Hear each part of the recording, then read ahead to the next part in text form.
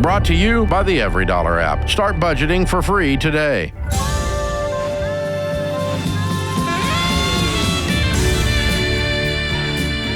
Normal is broke and common sense is weird, so we're here to help you transform your life. From the Ramsey Network and the Fairwinds Credit Union studio, I'm Dave Ramsey. This is The Ramsey Show.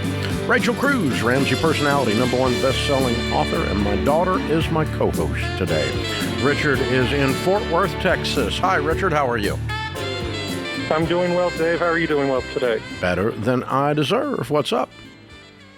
Hey, so my wife and I are on baby step 4. We're trying to save up to buy a house now. We currently have $80,000, and my parents are willing to put in $50,000, so a total down payment of $130,000. The problem is in the Fort Worth area, property taxes are very, very high, and any home with a value of under $270,000 is going to have major foundation issues. And when we have found a home that we do like and we want to put an offer in, every time we've been outbid by quite a bit. So do we continue looking, or do we just take our money, give up on the getting a house, and just put that money towards retirement? Wow. Yeah, and that's putting half down. Yeah. That's pretty cool. I like your idea. Well, I'm sorry you hadn't been able to find a house yet, but I suspect you will if you continue on the journey. House hunting is never a perfect process. It's not like going to the grocery store and just walk down at Costco and get 5 gallons of peanut butter and not think anything about it. You do have to hunt. And yes, there are some foundation issues in the Fort Worth area. It's the nature of the soil you have there. But to say that all homes in that price range in Fort Worth have foundation issues is not a true statement. That's a little bit over-dramatized, to say the least. Well, we've been looking at homes for 6 months, and I can count on one hand the amount of homes we've seen without foundation issues. Well, Richard, what if you guys limited it down to a 20% down payment and got a larger home? Or not larger, but more, not that its size has to, not that it's larger in size, but in quality. Yeah, and in value. Richard, the idea that all homes in Fort Worth have, all but 5, have foundation issues, honestly, I'm going to call you out again. That's bullcrap, okay? That's not true. Okay. That's just not true. Okay. You may not have found them. I don't know what you're looking at or what your deal is, but that's just not true. Otherwise, the entire city of Fort Worth would have fallen in by now, and no one would live there. And instead, it's quite a prosperous area that does very well. It's a wonderful town. And so, but you're not wrong in the fact that there's probably a lot that do. It is a foundation issue in the Fort Worth, Dallas area in general. It's a soil thing, a sand content. And so, versus Tennessee, where we got rock and clay. You want a basement here, you got to get dynamite involved. So, because we grow rocks like people grow trees. But, so, I mean, it's something all the time. But the other question is this: to what extent is the foundation damaged? Is this a structural problem, or did you walk in and see a hairline crack and go into drama mode? Because I've never poured any concrete, and I've been in the real estate business most of my life, that it didn't crack eventually. 100% of concrete will shift and crack. There's just no such thing, okay? Because soil moves, earth moves.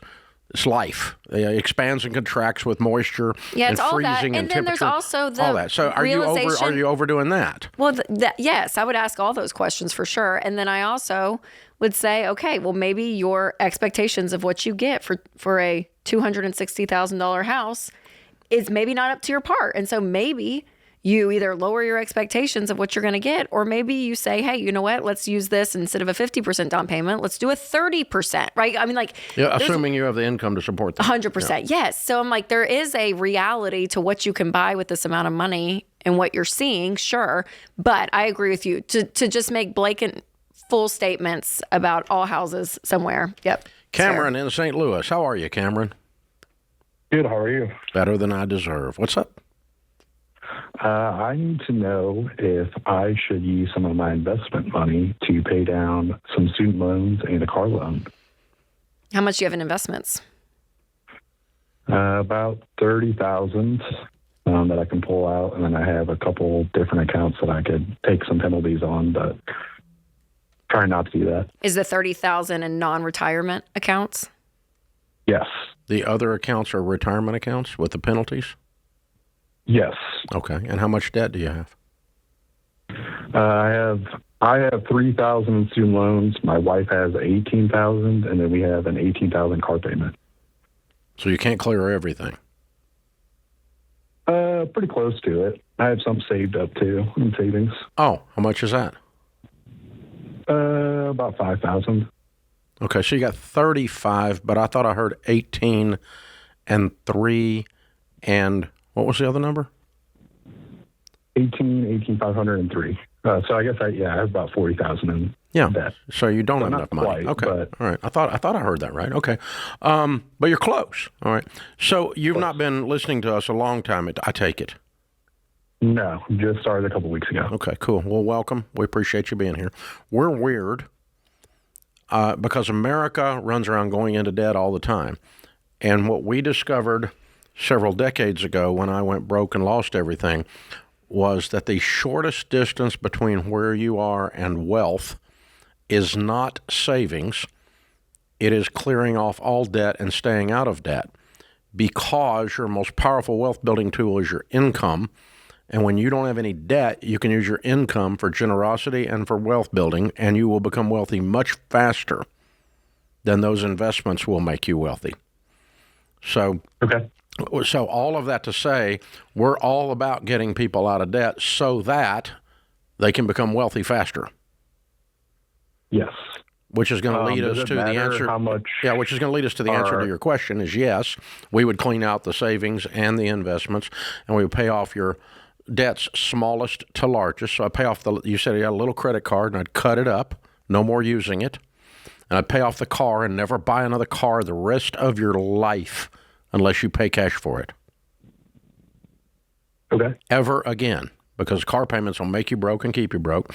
And then we're going to clean off the largest debt, most of it, but not quite all of it, which was the student loan, if I heard my numbers right. Yeah. Okay. And see, now you don't have a car payment, now you don't have a credit card, and now you're on a written budget, and you're going to knock out that last little bit of debt. And without all those payments, if you just took all those payments and invested them for the next 15 or 20 years, just that will make you a millionaire.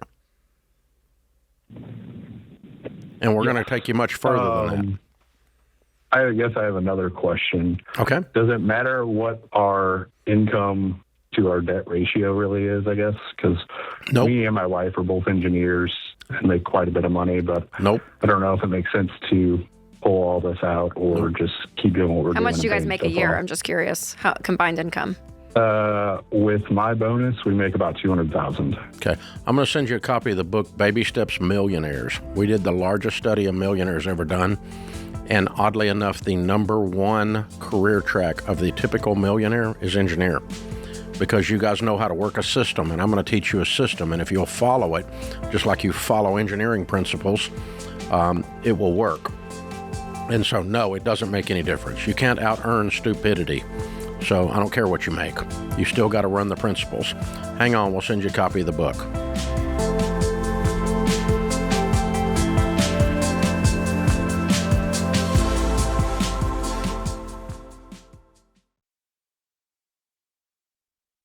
As a dad of young kids, I'm starting to think a lot more about the world they're growing up in and how I'll help them make sense of it as they get older. And that's why I like World Watch, a video news service for preteens and teens. Because one thing I know for sure, if you don't teach your kids how to understand the world, somebody else will. And these days, that could be TikTok, YouTube, Instagram influencers, or whoever happens to show up in their social media feed.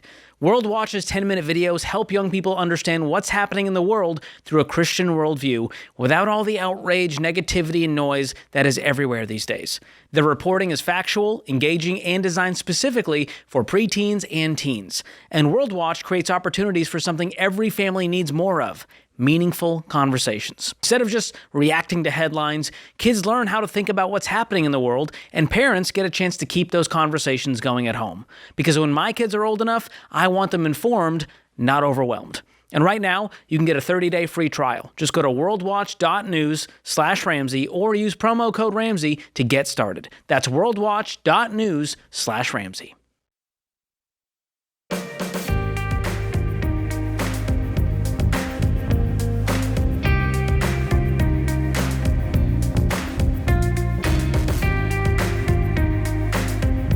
Jane is in New York City. Hi, Jane. How are you? I'm fine. Thanks, Dave. What's up? I'm 52 years old. I've been married 28 years. I have 2 college-age kids. And up until last year, I took care of paying the bills from my and my husband's joint account. We had no debt, no loans, no car payments, and we had about $120,000 saved up for, it was to buy a house. So last year when we would have an argument, sometimes my husband would say, maybe I should just take over the finances. And I just brushed it off like that's a weird thing to say because we never had separate accounts or anything, and he had access to everything. So in May, he tells me that he wants to spend $11,000 on day trading. And so I reluctantly said, okay. In the past, he lost money day trading as well. But I just figured that he would just get it out of his system, and if he got anything, that would be great. But it was just $11,000. So it turns out that I gave him all the finances because it was, too stressful for me. And through the summer, he just depleted the entire savings. So $50,000, $45,000, $30,000. Whenever I would ask him about it, he would just say, I moved it to another account, and I'm not answering any questions about it. And during that time, our landlord also told us that we need to move. And so I was like, we need that money to get a house. And my mom also gave us $50,000 when she found out we needed to move. So he says, no, we're going to stay here another year, and I'm going to day trade, and I can double this money.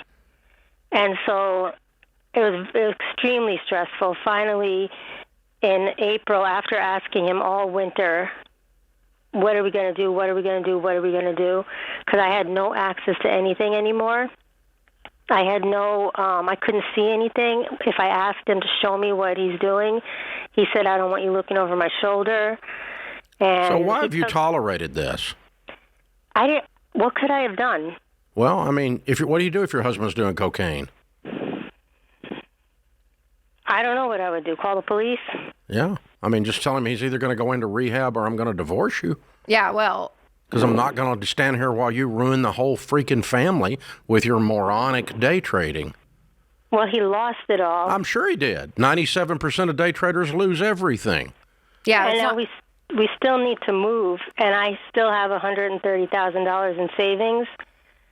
You do? Yeah, my mom gave it to me. From my mom. He has no access to that money. Oh, okay. I still have that. It's separate.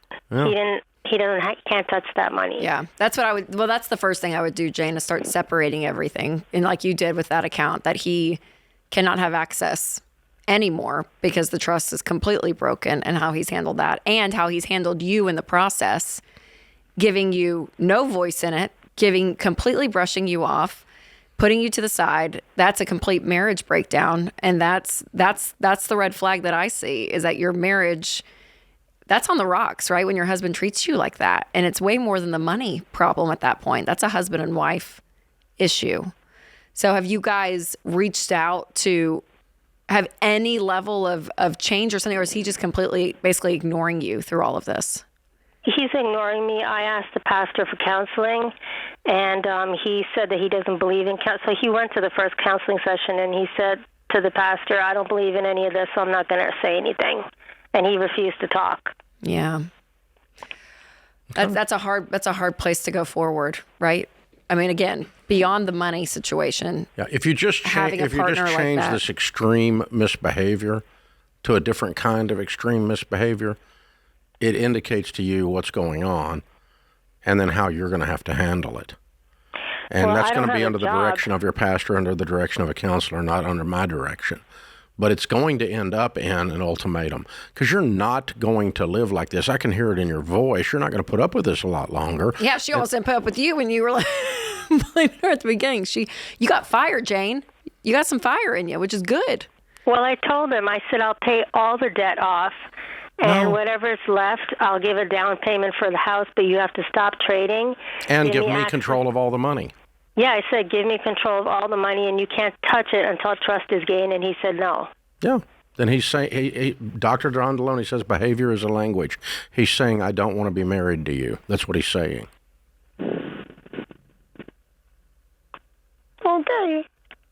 So you need to sit down with your pastor, honey, and your pastor and you need to talk about whether or not you're going to stay married in an abusive relationship because you're being abused. Okay. And it's not fair to you. You know, the way you've been treated is wrong. Mm-hmm. And it's as if he's doing cocaine and he says, oh, I'm not going to go to a counselor. I don't need help. I'm not addicted. I don't have a problem. You have a problem. Well, you got two other people sitting here going on the other side of this, and in 3.5 minutes, we determined that you don't have a problem. He does. Your only problem is him. Okay. And so he's either going to engage in change or you're not going to be there because I can tell listening to you, you're not going to put up with it much longer. And the problem is if you don't sit down and address this directly with a counselor, with some help, you're going to go, I've done this for almost 40 years now, and I've sat with couples, and I don't know, I do not understand this, and I'm going to get criticized for saying this, but women in particular put up with crap longer and longer and longer and longer, and all of a sudden, a switch flips, and you're done, and no amount of nothing will get you back. We can't reel you back in. You're just done. Like the thing tipped over, and Humpty Dumpty is over. You can't put the boy back together again. And I don't want you to reach that point accidentally. If you're going to reach that point, I want you to do it intentionally. Yeah, and Jane... And with some help, honey, with some help. No, I just want to circle back, though. I mean, her heart just shattered on the phone. I mean, it's a scary reality, and I don't want to be flippant about it, Jane. I'm not flippant. No, I know you're not. I'm just saying in general because I feel we can say something on the side of the desk, and then we move on to the next call about mutual funds, right? And here she is picking up this reality that maybe has not been said out loud before to her. There's a reality that's going to play out for her that's very real and very hard, Jane. And so I think reminding yourself of you're not the crazy one. You're not in the wrong. What you're asking him to do is not over the top or bizarre. Like you are the sane one in this. And if he cannot participate in sanity and continues to live in insanity, you can't live your life like that. And so we are here for you. I don't know. I just felt for her just then. Yeah. I just feel like Amen. That's so difficult, Jane. In 28 years, I mean, you just feel like your life just kind of just shatters, and because of his behavior. And if he's changed or something's happened, I don't know if you could get to the bottom of it, of what's going on. But if he refuses to change, you cannot change him. You can't make people do stuff. No. And that's why so many addicts end in divorce. I wonder if day trading, not to put day traders in that level, but if it's some level of like, definitely. You know what I mean? It's the same. It's like the same hit of like a gambling or exactly what it is. What that is. Like it's a dopamine hit. It's a high. Yeah. And, it's like pulling the arm on the slot machine, walking up the craps table. It's the same stuff. It's setting up the same cycle. It's a feedback loop. And Easter talks about it in his book, Scarcity Loop. And the Scarcity Loop talks about exactly how this is going on, what's going on. But because when a guy is so wrapped up in that, or a person is so wrapped up in that they can't look at their spouse of 28 years and listen. Right. That's what makes me mad for her. Yeah. Yes. Yeah. And but she can't make him do it. No. The only thing she can do is make him wish he had done it. That's the only thing she can do, and it's just and protect herself. I was going to say, Jane, that's my number one step for you. Yeah. Is I'm so glad you have that other account, and I would be taking my name off things, and I mean, it's different, but it does always help me to go to the extreme, and say, okay, if he's doing cocaine, and we had the exact same set of verbiage, if what drugs, would you do? Right. What would you do? Right. Because it's exactly whatever it's still a misbehavior. Okay, still I'm screwing around and I'm messing up my whole life and I'm messing up my wife's life and my kid's life. Okay, so call it what you want to call it. But if you're doing cocaine and you sat with a pastor and he goes, I'm not going to talk, I don't believe in counseling, and I'm not going to give you any more money for drugs, then I'm not going to talk to you and I'm going to shut you out. It's like, well, that's all language of an addict. Yeah.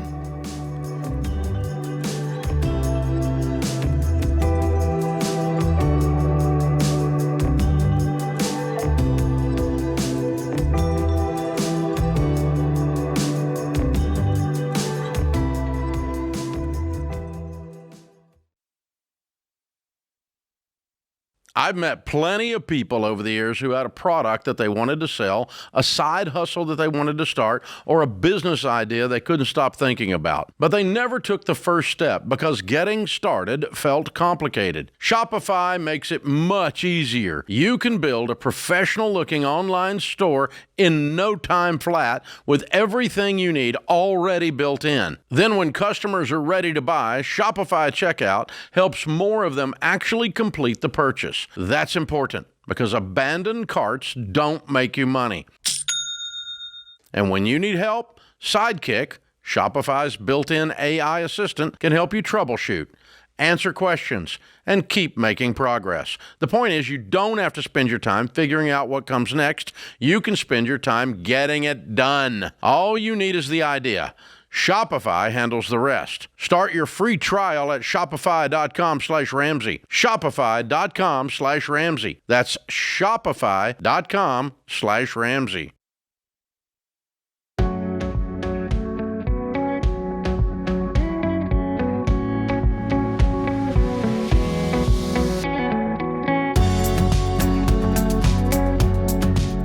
Nancy's in Los Angeles. Hi, Nancy. How are you? Hi, Dave. Thank you for taking my call. I really appreciate your advice. Sure. What's up? Yeah, my fiancé, he's 71 years old, and I'm 56. We're getting married in the Catholic Church in October. He wants a prenup, and I don't. He's retired, has $2 million saved, and a house paid off. The house is worth $700,000. I'm still working. I have $600,000 saved. Neither of us have debt. He lives in San Francisco. I'm in Los Angeles. I just want to walk to the altar with him and marry our lives together. And I would like your advice because I want to build a life with him, and I think for me to leave my home, my security, my job, and be a visitor in his home with a prenup, it doesn't feel like a marriage to me. What's your home? What's your home worth? No, I'm in an apartment. I live in Los Angeles, and I'm still working. All right. So you don't. You just leave your. Yeah. Okay. You're not leaving a home that you own. So you have $600,000 saved, and you make what at your job? $60,000 a year. Mm-hmm. Okay. And he's retired. He's not working. He's 71 and you're 56. 71, I'm 56. Yeah. Okay. Okay. What would make you comfortable in the prenup other than all or nothing? You're assuming he wants all or nothing, right? Yeah, he's just nervous because he's 71 and wants to protect. And I said, listen, I want to go. Catholic is forever. When you get married in the church, we don't prepare for divorce. And I don't want to prepare for divorce because that creating that situation and that kind of fear, walking down the aisle together. And he's worried about his investments and losing half of what he's made because he can't go back to work, right? So, we both love each other fiercely, and this is... Yeah, we don't recommend prenups except where there's extreme differences in net worth, and this is an extreme difference in a net worth. And so I don't know why it represents... I understand Catholicism, and I understand marriage is forever, and I don't have a problem with that. And I understand that you are somewhat vulnerable if you leave your job, and then he decided he wanted to put you out and keep his 2.7, and you had your 600, and you had to start over at 58 years old 2 years from now. That's not fair to you. But the prenup could say that you got $500,000, but just not half of 2.7. And also, I'm leaving Los Angeles, my home, my family, my work, my whole community. You're leaving a $60,000 job and an apartment in Los Angeles. So financially, you're not leaving anything. I work in the entertainment I'm sorry? industry, which really exist up there. I'm sorry, say one more time. You're muffled on that. Work in the entertainment industry also, which doesn't really exist up there where he's at. Okay, that's fine. So you're giving up a $60,000 job to move in with a multimillionaire and be married to him. And if you get a divorce, you would want something to start your life over with to offset that $60,000. And I just said, the prenup could say $500,000 of his money goes to you. At that point, you'd have $1.1 million, and looking for a job, I think you could survive. I'm not suggesting that that's going to happen. In this situation, statistically, it's much more likely that he dies than you get divorced. Agreed? Yeah, I never see us getting divorced, and yeah. Yeah, I mean, I don't see you getting divorced either, but I'm just saying, so what happens to his money when he dies, in your mind? Does he have grown kids? Oh, neither of us have children. Okay. Yeah, the prenup is just for... I know. I'm asking you, what have the discussions been? What happens to his money when he dies?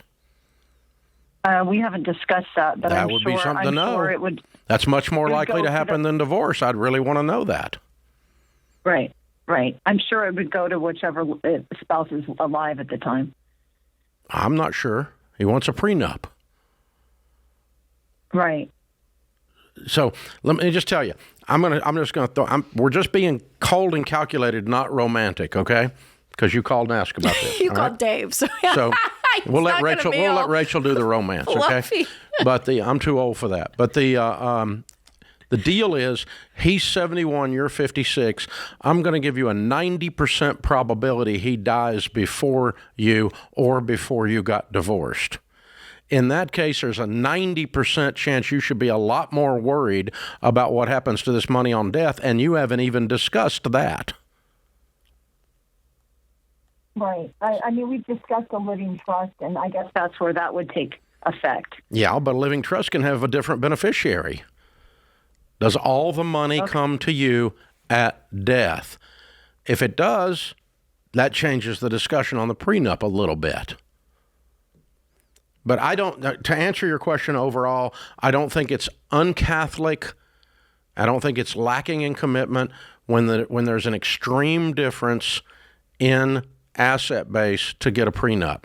If you were two 22-year-olds that were broke and he wanted a prenup for his collection of Pokemon cards, I would tell you not marry him, okay? Because he's not committed to the thing. But you're not two broke 22-year-olds. The guy has $3 million almost. You got almost $1 million, and you're two grown-ups, to say the least. And so, yeah, it would be normal to get a prenup in your situation. Yeah. I don't think what he's asking for is completely unreasonable. But it would also be normal to offset your question that in the event of a divorce, you did get something substantial of his to offset what you gave up in Los Angeles. That's right. Absolutely.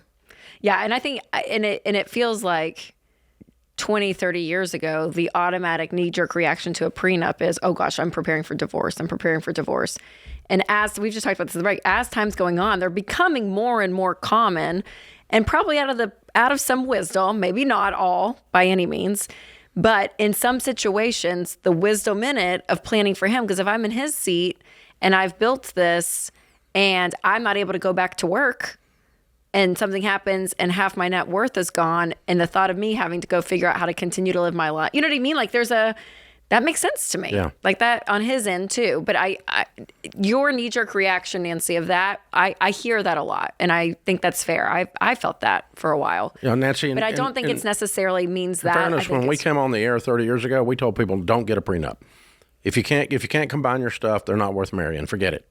And we were just hardcore about it. Black and white. But the more we went along, the more we found in coaching people that the problems that happen that a prenup does away with are more to do when there's an extreme difference in net worth. So, like, I had a lady for real call up one time. Her fiancé wanted a prenup to protect his sports car. And I'm like, he loves the car more than he loves you. Don't marry him. He's a twerp.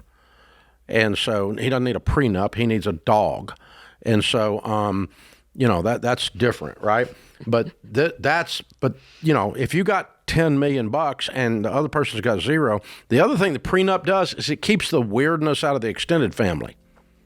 Because the extended family is like, oh, she married a multimillionaire, and here comes, cousin George, cousin Eddie rolls up in the RV, right? And he wants to talk to the new hubby about his new plan. Yeah. He wants to open talk to you about I want to open the a pizza plan. Yeah. I want to open a pizza place with hubby's money, and you're like, all that stuff goes away because you just go, I can't do anything. I want a prenup, and it helps you deal with extended family that's nuts. And him, too, for that matter. It keeps them from thinking you're a gold digger. And, so where there's an extreme difference, we are good with his suggestion, but I do think you make a valid point that in the event of a divorce, the very unlikely event, that you get something.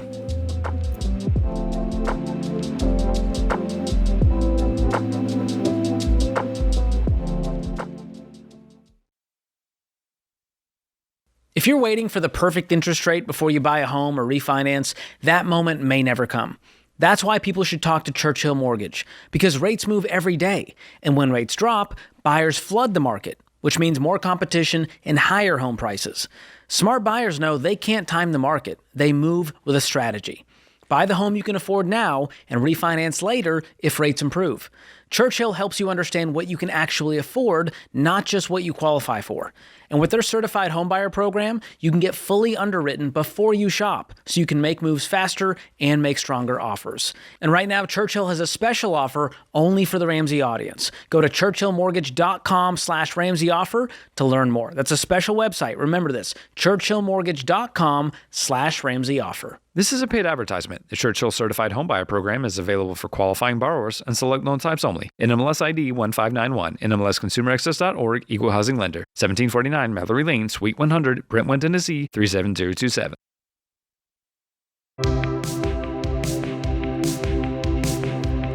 Grant is in Miami. Hi, Grant. How are you? Hey, Dave. Hi, Rachel. How are you guys? A little north of that in Fort Lauderdale, but I am 24 years old. I'm making about $150,000 a year. I have a high-yield savings account set up with about $40,000 in it. But I'm, maxing out my 401k. I'm maxing out my Roth IRA as well. Moved down here about 18 months ago from Arizona, so buying a boat has been on our mind, and I think I'm going to pull the trigger on it. So take about 16 out of that 40,000 in my high-yield savings account and purchase a boat. Guess I'm just calling, right? Trying to figure out, I need someone to tell me it's a good idea. Just kind of thoughts and opinions. I believe it's okay, right? I am going to start rebuilding that, high-yield savings account right back up. Again, I'm maxing out my 401k and my Roth IRA, so I don't think. And you're debt-free except your home? No credit cards. I'm renting right now. No credit cards, no student loans, nothing. The only place I'm putting my money every month is my rent. No car payment. Okay, so you have no debt. You have no debt. Are you there? Correct. Yes, sir. Okay. Just making sure. You're saying that out loud. You have no debt. Okay. And you make 140. Yeah. Okay. And you're 28 years old, and you have 40,000, and you want to use 16 of that 24. To buy a boat. 24 years old. Oh, I'm sorry. And you want 16 of that to buy a boat. Okay. Yes, sir. Well, the rule of thumb that I use and that we've taught for years, and it works pretty well, most people, Grant, make the mistake of spending money, lots of money, too high a percentage of their net worth, too high a percentage of their life on things that go down in value, and then wonder why they're broke. Now, I love boats. I've got 2 Mastercrafts. I was playing on them all weekend, throwing the grandkids around on tubes mercilessly. Okay, so I'm a boat guy, a lake guy. I'm with you, all right? But boats and cars and motorcycles and lawnmowers and Sea-Doos, anything with an engine or wheels or a battery goes down in value. And if we have too much of our life tied up in things that go down in value, we're always going to be broke and wonder why. And we call that middle class. Because middle class has a car sitting out front of the house that costs almost as much as a stupid house. And then wonder why they're broke. Okay? That's where that comes from. Rich people don't put money in things that go down in value. That's how they got rich. So all that to say, the rule we came up with was no more than half your annual income in things that have wheels, batteries, or motors. And that includes boats and cars. So what's your car worth? The 2008 4Runner, more than 10, less than 15. Okay. And so you're going to spend more on a boat than you spend on your car's worth. You have $30,000 tied up. You make $140,000. It meets the guideline. You're not putting too much into the boat. The boat is fine. But that speech goes with it that you have to use that mentality, not just go, I think it's okay to buy a boat, because that's what people say, and you're not going to borrow money, and it's not going to be more than half your annual income in stuff that has wheels and motors. So you're fine to buy the boat. What kind of boat are you looking at for $16,000? It's a fantastic deal. It's a 188 Hurricane. Okay. It's ocean boats. You're a lake boat guy. Yeah, it is. Yes. So I'm from Arizona, so it's a whole new ballpark for me, right? Lake boats. Salt water, but it's a great deal. Going for 20 to 18, and I said 16, and they agreed to it. I put my heart out there. I'm a first-time boat owner. It's a single engine. It's going to be my first time, so they agreed to 16. So you're trailering this boat with a 4Runner? No, sir. Oh, no, okay. Sir. I live on the marina. Okay. I'll have a slip here. Okay. This is another thing which I'm worried about. I don't like monthly expenses. I don't. You're getting ready to have one. Yep, in terms of the boat slip, right, which is going to be $450 a month, which freaks me out. Yeah, but good. I tell my girlfriend, and she's like, "Man, you're making $150, and I don't spend anything." I tell everybody, I'd rather look at money in my account than look at a car or look at anything. Well, so you're getting ready to have way more tied up in the boat than you have in the car, and you're using the car every day, and you're using the boat occasionally.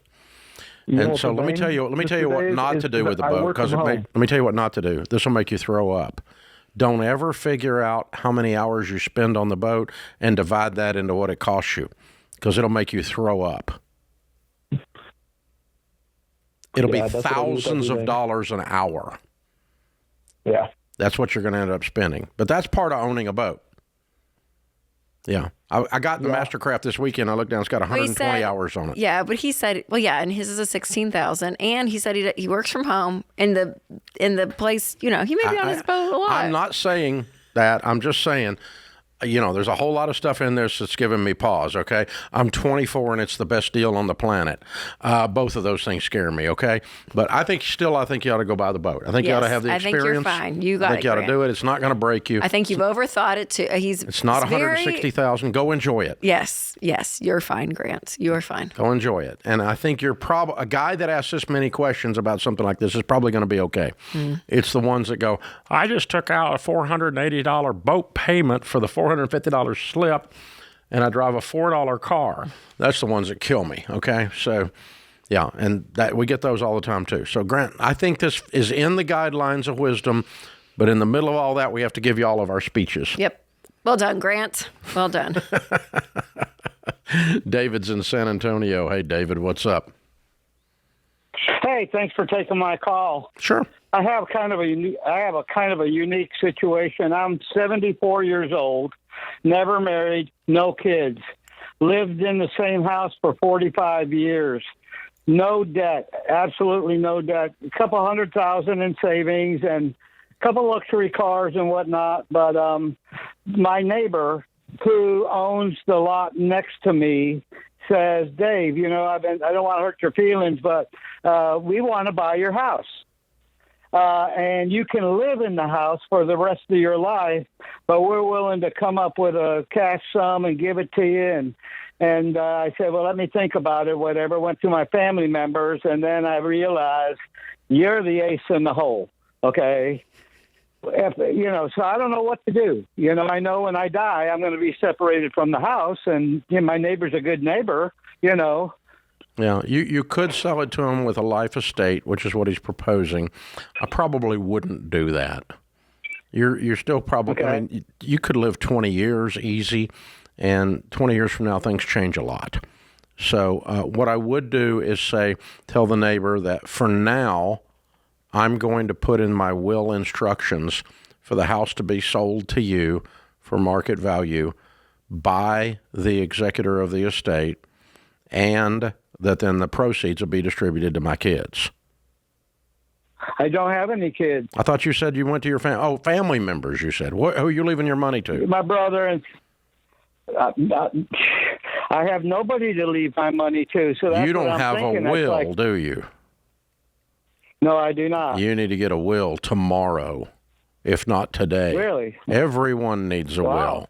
Yeah, and in the will, you could leave instructions. The executor of the will is the one that executes the terms of the will. And when you name that person, it could be your brother.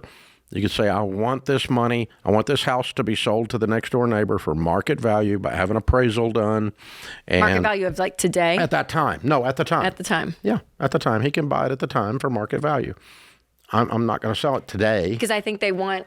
They want to lock in the price. That's right. Yeah, no thank you. Well, could he, like, as a gift to you the... Like, could leave it to the neighbor at that price. You could do anything you want. It's your will. Yeah, yeah. But, you could say, put a number on it today. I want to sell for this many 100,000, whatever it's worth today. And but I still want, but I don't want to sell because I want the house in my name still and all of that. Yeah, and I can change my will later. Yeah, if something weird happens, Yeah, if the neighbor decides to go off, go crazy over there, or, they die, what happens if the neighbor dies first? Mm-hmm.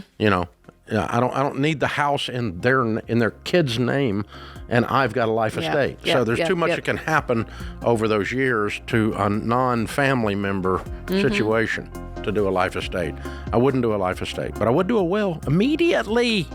Yeah, go to momandbearlegalforms.com, David, and you can just do a state-specific will there. It's pretty simple, but your brother will thank you. Everyone will thank you. You leave a mess behind if you don't have a will. Well done, though, David. Debt-free and all.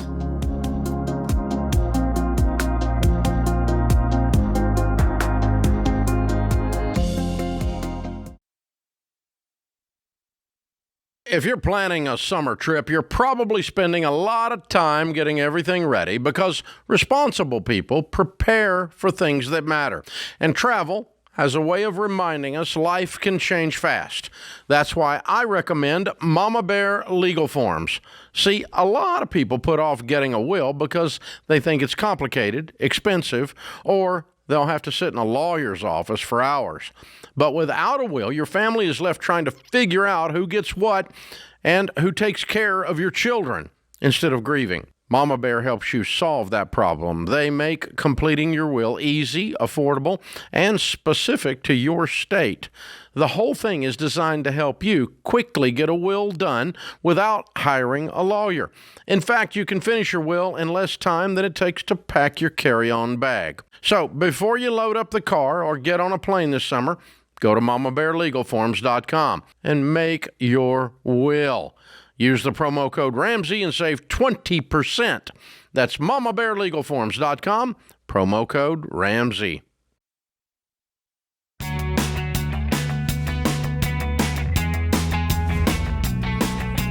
Welcome back to the Ramsey Show in the Fairwinds Credit Union studio. I'm Dave Ramsey. Rachel Cruze, Ramsey personality. My daughter is my co-host today.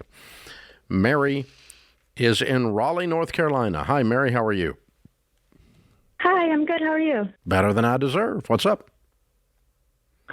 So I am really good with money. I would like to think. I work for a nonprofit. I make enough money to get by, and I am fully out of debt, and I'm very careful with how I spend my money. However, I've been having some health problems, and a doctor sent me to get an MRI and did not explain to me how expensive it would be. I have a bill for $3,128.56.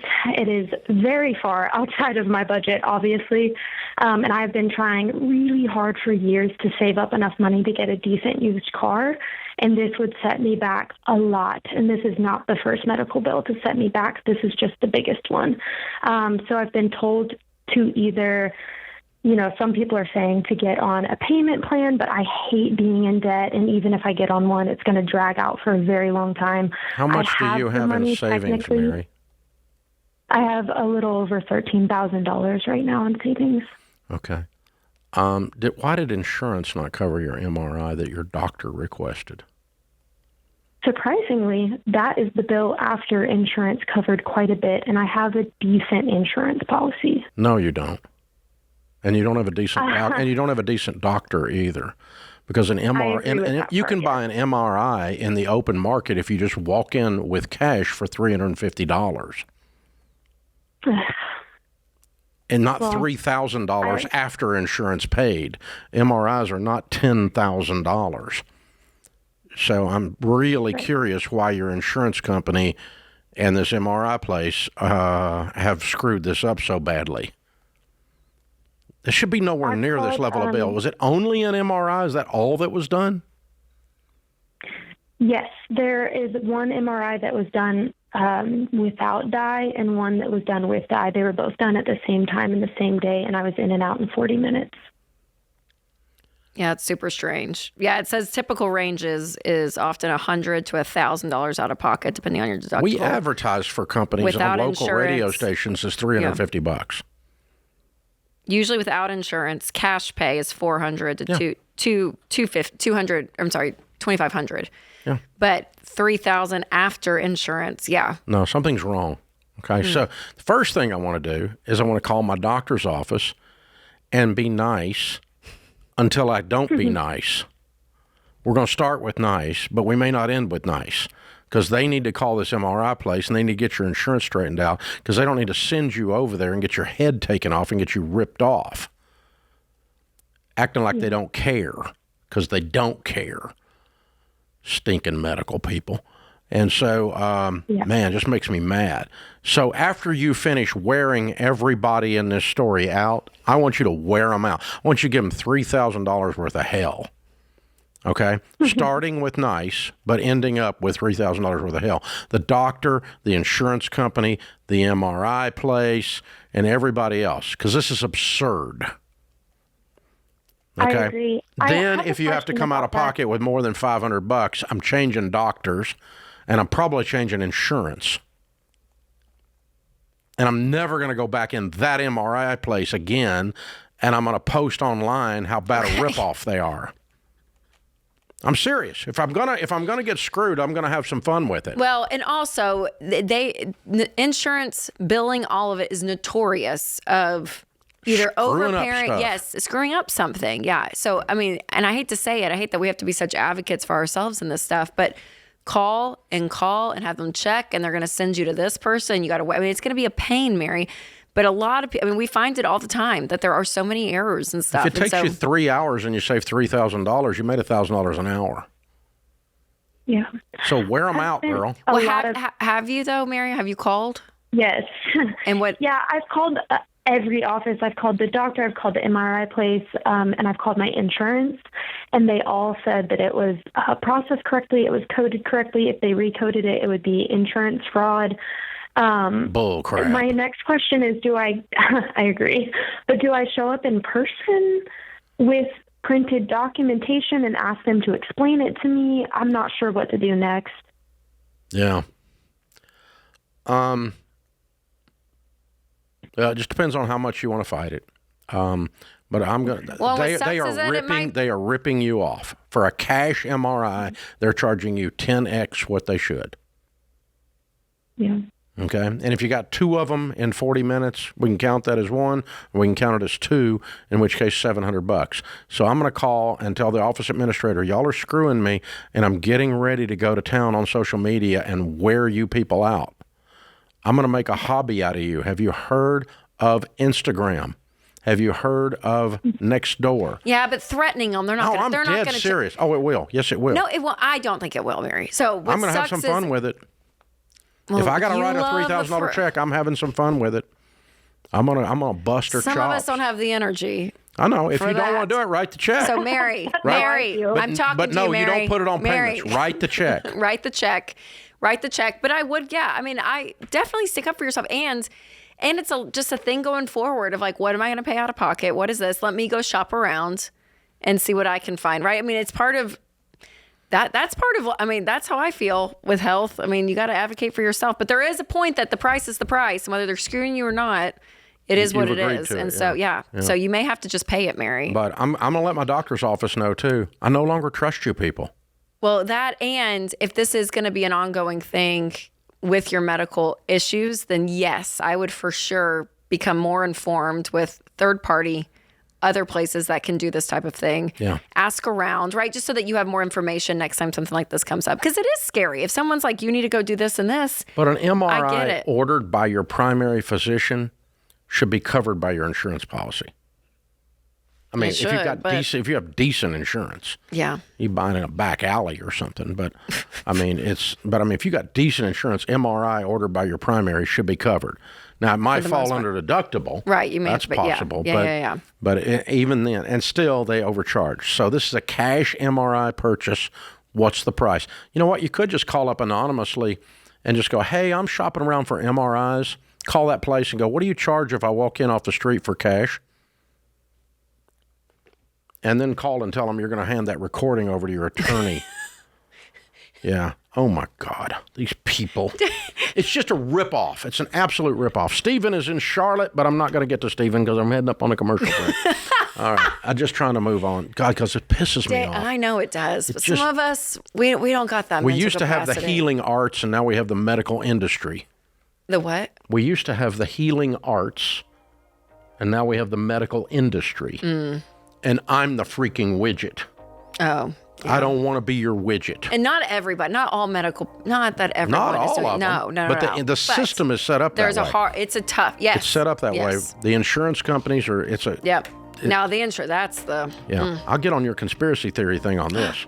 Yes. Next segment. Stick around.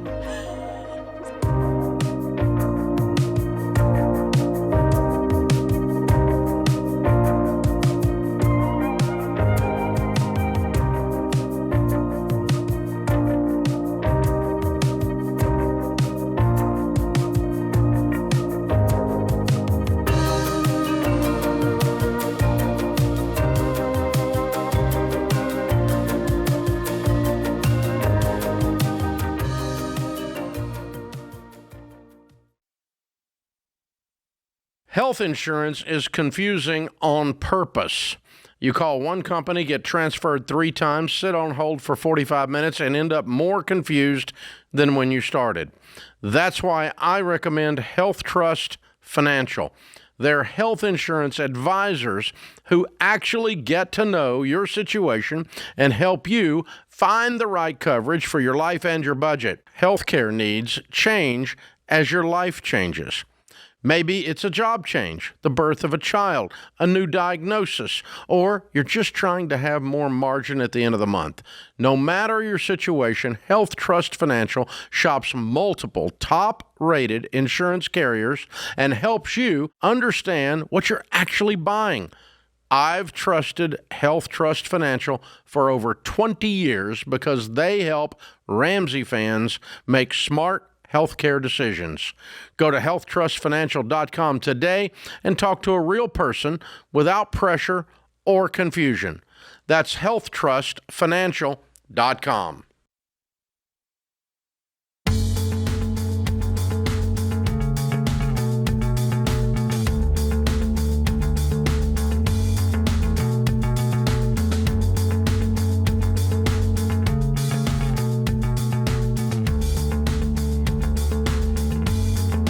So here's a good plan on your medical.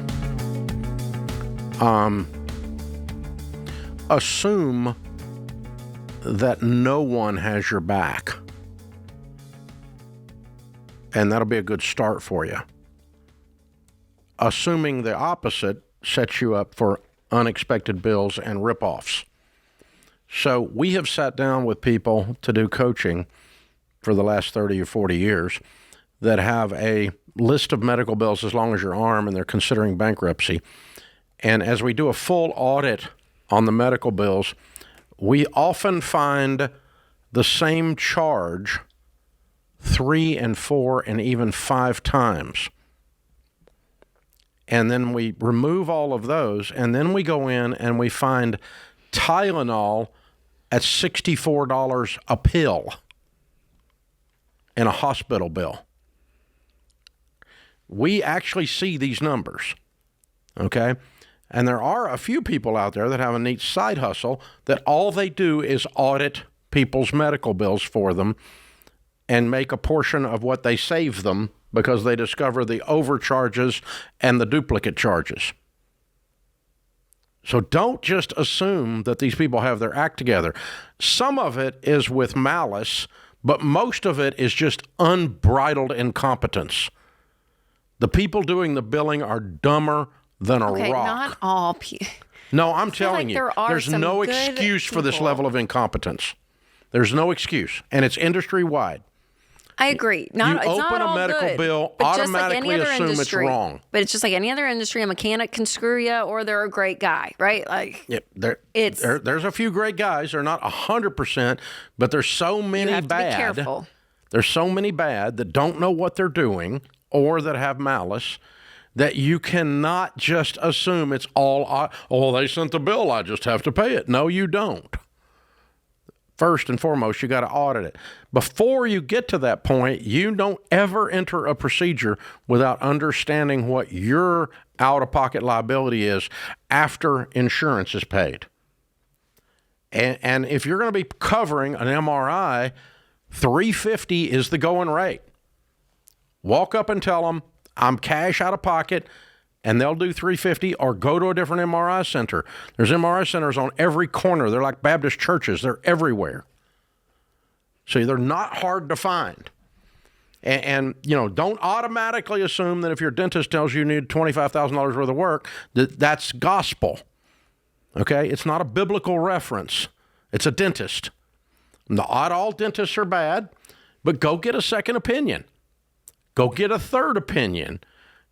Ask the question, what can I do that's not $25,000 where I can still chew food? And, figure out, you have to learn about this stuff when you're in it, or it will bankrupt you. The number one cause of personal bankruptcy is medical. Mm-hmm. Number one cause. And it's all related back to this stuff where you don't check out what you're doing and the doctor's office half but pays attention. They just send you over to the same old place they've always sent you to. Nobody looks at it until you look up and $3,000 of your $13,000 you had saved for a car is gone. That's a lot, percentage-wise. Mm-hmm. And it should have been $350 if anybody in the whole story had paid attention ahead of time or cared enough to take care of this poor woman. It's your job to care for her. And when you don't, you deserve to lose the business. And I'm going to another doctor, and I'm definitely never going back in that MRI center. And I'm about to possibly change insurance over this because you're going to stink and do what the contract says. And when I come out of there with a bill that's 10x higher than I could have paid in cash, and that's after insurance, something's wrong. Yeah. So 100% chance something's wrong. But here's the thing, folks. The lesson you take from that call is you've got to preset all of this before the procedure so you know what's going on. The only exception is when there's an emergency and you don't have a choice. Yeah, that's the hard thing, too. Sometimes something happens medically and you just got to do what you got to do to... Yeah, and then you still got to go back through and audit it. Yeah. Because you cannot assume competency because they're not. If any of those accounting people work for me, I'd fire them. No, okay, and I know, I hear you. We don't triple bill people out of Ramsey. I have friends in that industry, and there is a level of, and I wouldn't say incompetence, but complication. If they enter this, it goes to this it's a lot of stuff, moving parts, and do they all get it right all the time? No, and sometimes it's such a confusing process, and then you go send it to the insurance companies. It's all just medical. It might be confusing to you and me, but it's like their job. It is. It's their job. But so they need to learn to do their job. That's competency. Yeah, but when it gets sent to a different department, they use a different code. That's what I'm saying. That department needs to be competent. I just feel like... I'm not saying the nurse did it. I don't know who did it. But whoever ended up sending me this bill, this triple billed, somebody's an idiot. Somewhere in the chain, there's an idiot chain. Okay. We got it. Well, so it's there. Okay. All right. Tammy is in Houston. Speaking of medical, she's got a medical situation. What's going on, Tammy? I would say, is your blood pressure too high for me to ask a medical question? Yeah. I'll protect you, Tammy. Can you imagine how bad it would be if it was actually my bill? Okay, here it is. How can I pay for brain surgery if I'm broke? Whoa. That's a little step. So do you have insurance? Yes. I have a little HMO plan that's terrible, but we got it. Okay. And what type of brain surgery? Bless your heart. I am an epileptic, and I have taken 17 different medications, and I've had 4 different brain surgeries, and now they're just going to go in and cut out the part of my brain that just will not stop. Wow. Oh, my gosh. To talk about what we were just talking about on this last call, right. Do you know what you're going to, after insurance and everything, do you know what is going to cost? My out-of-pocket max is $17,000. $17,000. Mm-hmm. And then anything else, or it's covered past that? I think so. If that's the out-of-pocket max, it should be 100. Okay. Should be 100% after out-of-pocket max. So you got $17,000. That's not a bad HMO. That's a great one. Oh, good. If it's covered, if you have a stop loss at $17K, that's pretty stinking cool. Okay, so you got deductible plus 80/20 to a certain point, and then wow, that's good. All right, so how old are you, hon? I'm 42. Wow. When do you think you're going to have this procedure?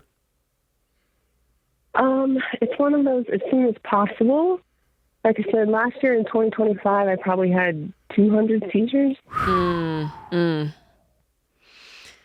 Do you have any idea actually when the surgery might be scheduled?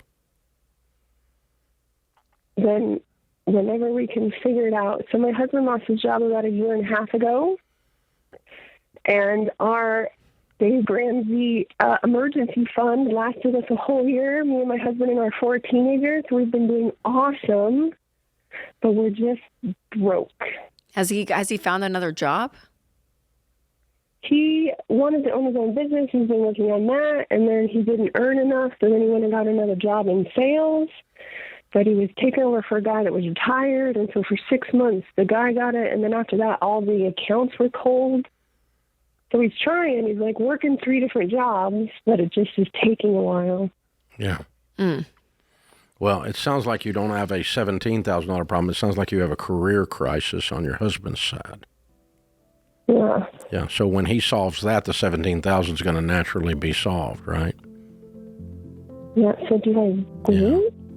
Oh, yeah. Yeah. You have the surgery whenever, and you get them the 17 as quick as you can. They'll take, they'll bill you, and then you pay the bill when you can. I'm not going to tell you not to get the surgery, but but he's got not only because of your surgery, but because of your family. I mean, it's over 1 year now. He's not had gainful employment. He needs gainful employment, meaning he gets paid. Not a pipe dream. Yeah. And then the goal would be maybe throw $2,000 at this a month and get it paid off in less than a year, right? When it all happens. Exactly. Oh, sorry, Tammy. Oh, wow. We're praying for you.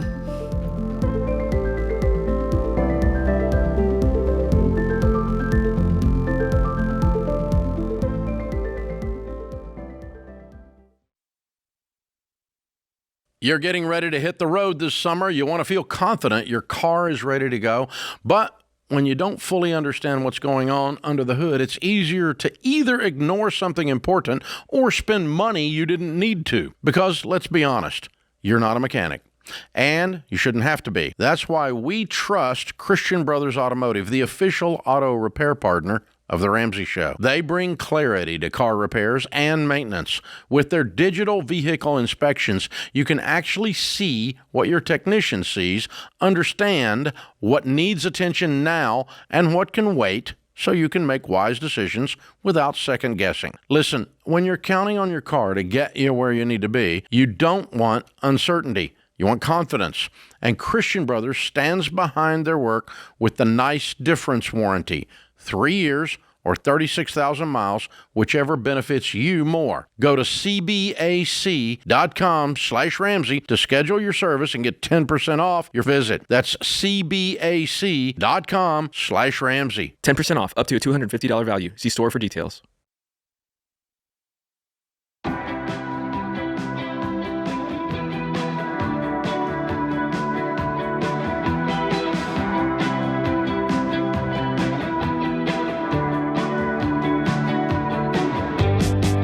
Stephen is in Charlotte. Hi, Stephen. How are you? I'm good. How are you? Better than I deserve. What's up? So I am about $70,000 in debt, and I just don't know how to get out of it. What kind of debt is it? What kind of debt? Credit card debt and medical debt. How much is credit card? I have it broken down. Amex is $4,300 and Capital One is $6,800. And then I owe on my car $25,000. I have some of the debt enrolled in a debt consolidation program. It's been enrolled for about a year and a half, but I'm just not seeing anything go away. Yeah. So and I've got stuff that's on hold that's not anywhere. What's the medical debt? How much? So I don't have the whole total, but I have $1,800, $3,700, $500, $600, $4,000, $2,200, and $3,600. Oh, wow. Okay. How much do you make a year? Hardly anything. I make about $2,200 a month. I found myself in this situation because I lost my job January of 2024 because of my own stupidity. I stole from my employer. So, I was fired, I was arrested, and everything's just gone downhill since then. Okay. Wow. What were you doing? What was your job? I was working for a furniture store. Doing what? Inventory management. Okay. I was making about $53,000 then. And then everything was fine. All my bills were paid. I had no debt. I was able to. What's the nature of your medical? I had to go under anesthesia twice within a year, just because I was choking. I don't even know what the condition's called. It's something I can't pronounce, but I had to go under anesthesia, and in order to not be choking anymore. And they did a surgery, obviously, while you were under, but you're saying the bill was mostly the anesthesia. Okay. Yes. I gotcha. What are you doing now for work? I work for a grocery store. Okay. And how many hours a week are you working? It's 40 hours. Okay. Full time. Were you convicted of a felony? It was dismissed. It was dismissed? Yes. Because I did a pretrial intervention program. Okay, so expunged. Okay. Expunged. All right. Yes. All right. So that's not holding you back because it's not on your record anymore. Not holding me back at all. No, correct. That's not on my record or anything. And that took an entire year. Yeah, I bet. Cleared, but so you're 6 months kind of out of all of that fog, really. Yeah. And I have a license to sell real estate, and I'm with a brokerage, but it's hard. I'm a new agent, and so it's just hard. I can't make any money in it, so that's why I'm still at the grocery store. And I've got only $300 in savings, so I've got nothing. When all this happened, I drained my 401k and any bit of savings. I was putting everything on a credit card. What is your car worth? The car worth it's a Toyota. It's probably worth 37 or 38. And you owe 25? I owe 25 on it. How are you paying that bill with all this other stuff going on? I make it work. Yeah. That car needs to be sold. Sell that car. I work, sell the car. Okay. Yeah. And buy a car for cash with the difference. For sure. You could buy an $8,000 car. Yeah. Because how much is your payment a month? Something. $400? $543. Yeah. So that frees that up. That changes your life. It was $7 something because it was a lease, and then the lease came due or to an end, I think, just this past April. Okay, Matthew, you make $20,000 a year, $30,000 a year. You don't need a $25,000 car debt. It's killing you. Mm-hmm. So you need to sell it and get an $8,000 car that you pay cash for. Car. And then the rest of your situation is all career oriented, and so it's a matter of lining yourself up with some kind of a career, whether it's real estate or whether it's something else, I don't care, where your income goes up because you're worth twice what you're being paid in the marketplace. You have proven that in the past. And, you made a mistake. You paid for it. You went through all the hell associated with it. You lost your job. And now you get a restart. And you start with that's going to be part of your story in the past, but it doesn't. As a pastor friend of mine says, you're not defined by the worst thing you ever did. You're not defined by the worst thing you ever did. Thank goodness none of us are. Correct. It's a part of my story. I have a scar. I have a mark. It hurt. I feel guilt. I feel some shame from it, but it's not who I am. You see the difference? I do. Yeah. And so that's you've got to get that part emotionally, spiritually in your rearview mirror and then go, okay, I'm 18 years old again, and the world says I can be anything I want to be. So now what do I want to be, Lord? And what's my next step? And and that could be real estate. I don't care. But there's no, you don't have to live in the prison of working for half of what you're worth in the marketplace because of a past mistake.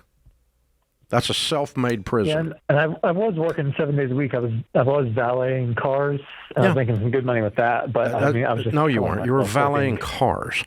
That's not a career. That was a side job I had. Yeah, it was making some money to keep the wolf away. Some money. But that's not you don't want to be that 10 years from today. Mm-hmm. So 10 years from today, who do you want to be? Now let's start taking the steps to be that, and we'll work the side hustles or whatever to get there. But if we work side hustle valeting cars while we're trying to get the real estate thing going, because the real estate thing's the thing, fine. But if the real estate thing was just a thing and it's not the thing, then go find the thing. What is it you want to be when you grow up? Kind of thing, right? So we're going to send you a copy of Finding the Work You're Wired to Do. It's got an assessment in it. I want you to take that. I want you to sit and do some time in prayer about what you're supposed to be 10 years from now and get the car sold. Great first step. Seriously, selling the car, I'm like, that's from a financial perspective is going to relieve you so much. But also, yeah, for sure. But, and I think, there is a freshness still 18 months after all of this for you, Stephen, that's very, very real and very honest. But I do think the more confidence and the more wins you have out in the marketplace, the more that you're going to find this level of dignity back to who you are. And if you can find that intersection with your work of what you're passionate about, what you're naturally good at and gifted at, like all of that combined, this could be seen as a completely fresh start, which is beautiful. That's the beautiful part about redemption. Yeah. And grace is that you get that second chance. So we're cheering for you for that. Yeah, I got a friend of mine who was in the bottle for about 15 years, and he just got his 15-year coin the other day. If you don't know what that is, if you're in 12-step, Alcoholics Anonymous, or any kind of a program, you get a coin for so many days, so many months, whatever. And he just got he's been dry for 15 years. And, he's extremely successful today. But he was truly at the bottom. And just virtually homeless, virtually lost his family, everything, completely turned this all around and changed everything. It changed everything. And now he's, again, but he is not defined by what he used to do or used to be. He's not defined by it. You're not defined by that unless you choose to be defined. I'm not defined by the fact that I was stupid, went deeply into debt, and filed bankruptcy when I was 28 years old. I learned from it. It hurt. I don't want to do it again. I don't recommend it to anybody. But it's not who I am. It's just part of my story.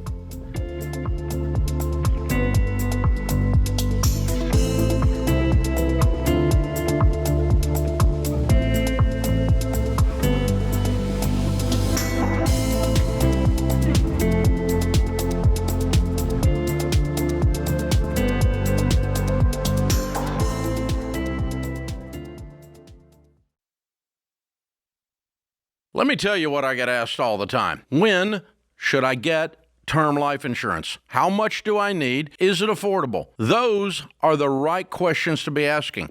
So let's take a quick review. The fact is, term life isn't a baby step. So if anyone is dependent on your income, you need to have 10 to 12 times your income in life insurance now. And most people are surprised by how affordable term life really is, even if you're not in perfect health. Look, I understand the hesitation since most insurance companies make it more of a hassle than it needs to be. Not at Xander Insurance.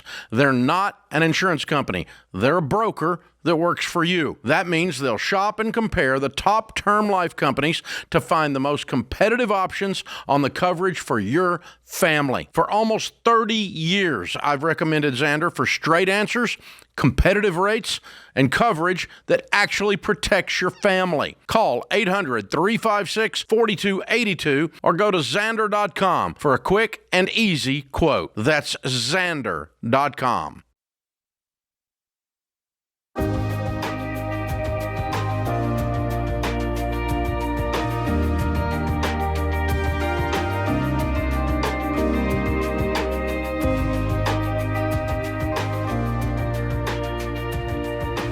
If you want to go from in debt to wealthy, in debt to incredibly generous, there is a shortest, quickest, most efficient path. We call it the baby steps. We have proven it with tens of millions of people to not only get people out of debt, but also into wealth, becoming baby steps millionaires.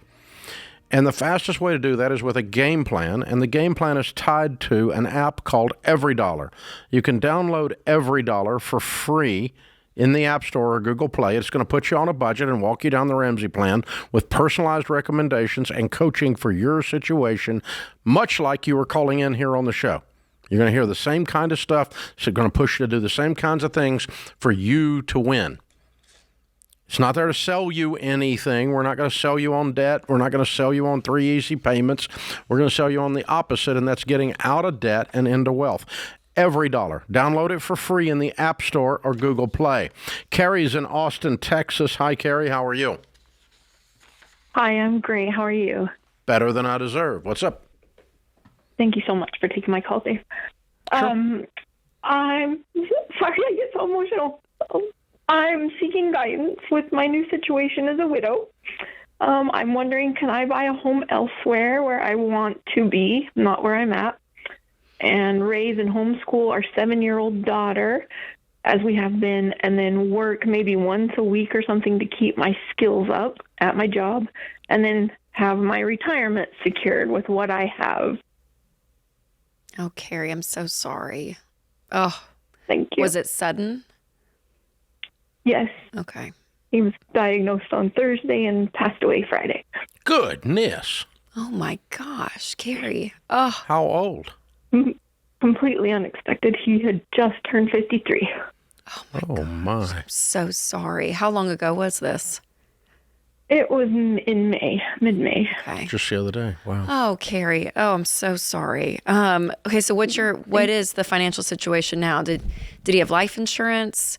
We had a life insurance policy, so there's $350,000 there. Okay. We had saved up. We have about $30,000 in the bank. Okay. We had, and then I have his pension coming in and Social Security. Social Security is very minimal. I have a 7-year-old daughter. We have a 7-year-old together, but we also have a daughter, 19 from his previous marriage. So between my 7-year-old and I, we have about $700 in Social Security, and his pension will be about $4,300 a month. Okay. Everything before taxes, right there. And you're living in a home you don't want? I do not want to. The situation is that he had just retired. I went back to work. I'd been homeschooling my daughter for 3 years. I went back to work full time doing contract work on the road, and he as retired, took over homeschooling, and we were out doing contracts in the hope of finding a new place to settle down, because I promised that I would live in Texas for 10 years, and then at that point, okay. So where do you retired? Then we would go where I want to. Where do you want to go?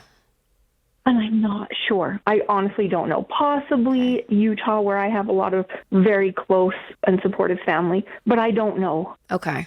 Okay. Well, that'll be the first step, right? Is to kind of figure out. Do you own the home you're in?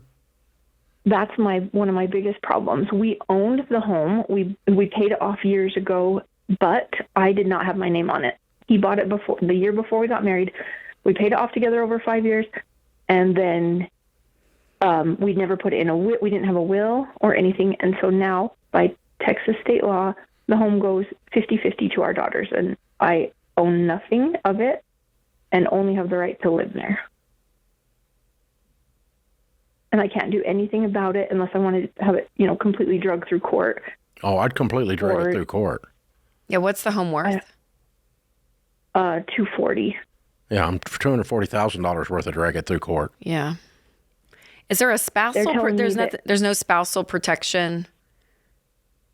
An attorney told me that I would have to pay every single year to have for 11 years for my 7-year-old to have representation for her, to make sure anything that happens is in her best interest, and that it can't be sold until she turns 18. Yeah, I think you need a new attorney. I don't know Texas law, but that answer, given the circumstances, is weird. So it doesn't mean that it's not true. It might be true. Again, I'm not an attorney and I don't know Texas law. Texas has some unusual real estate laws. So, but I do want to. Most. At this point. Oh, yeah. Go ahead. At this point, what? You're gonna walk away from $240,000? No.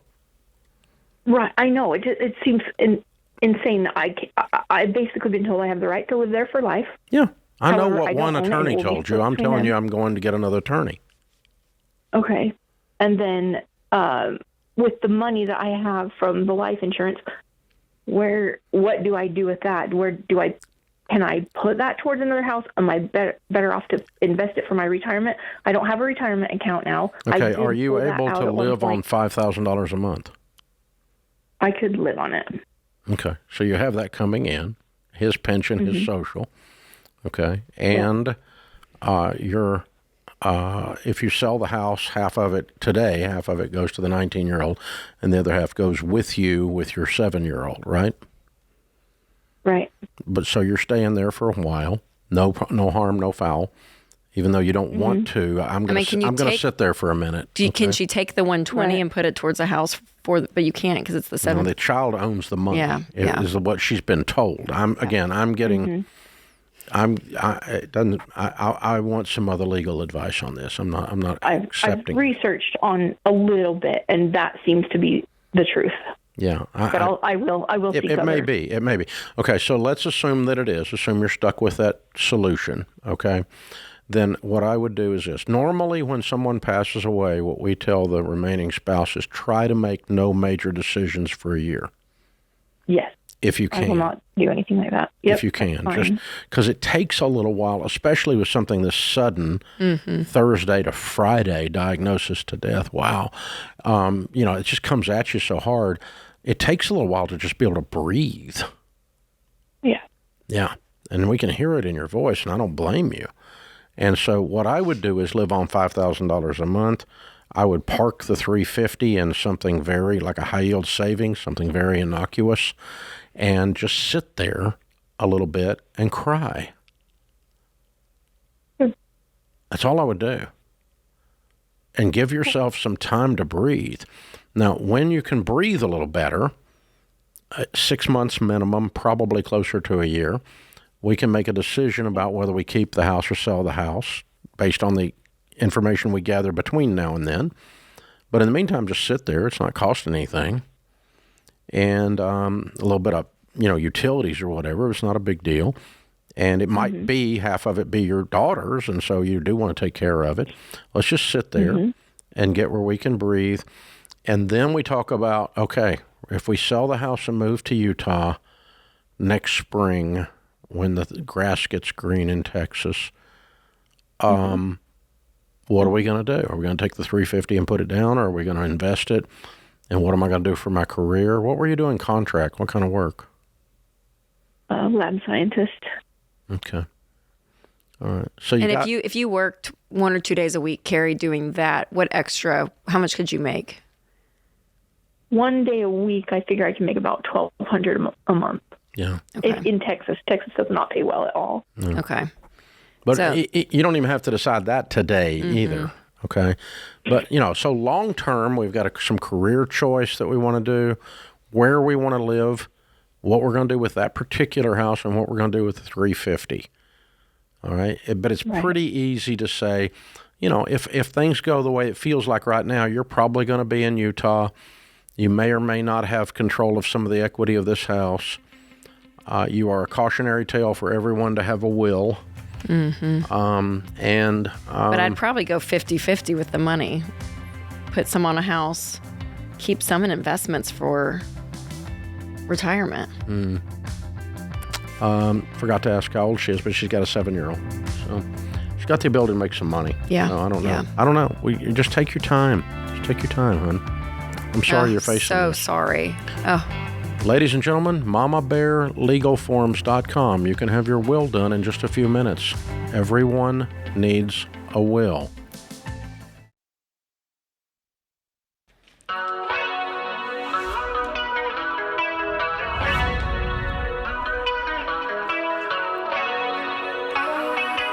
Welcome back to the Ramsey Show in the Fairwinds Credit Union studio.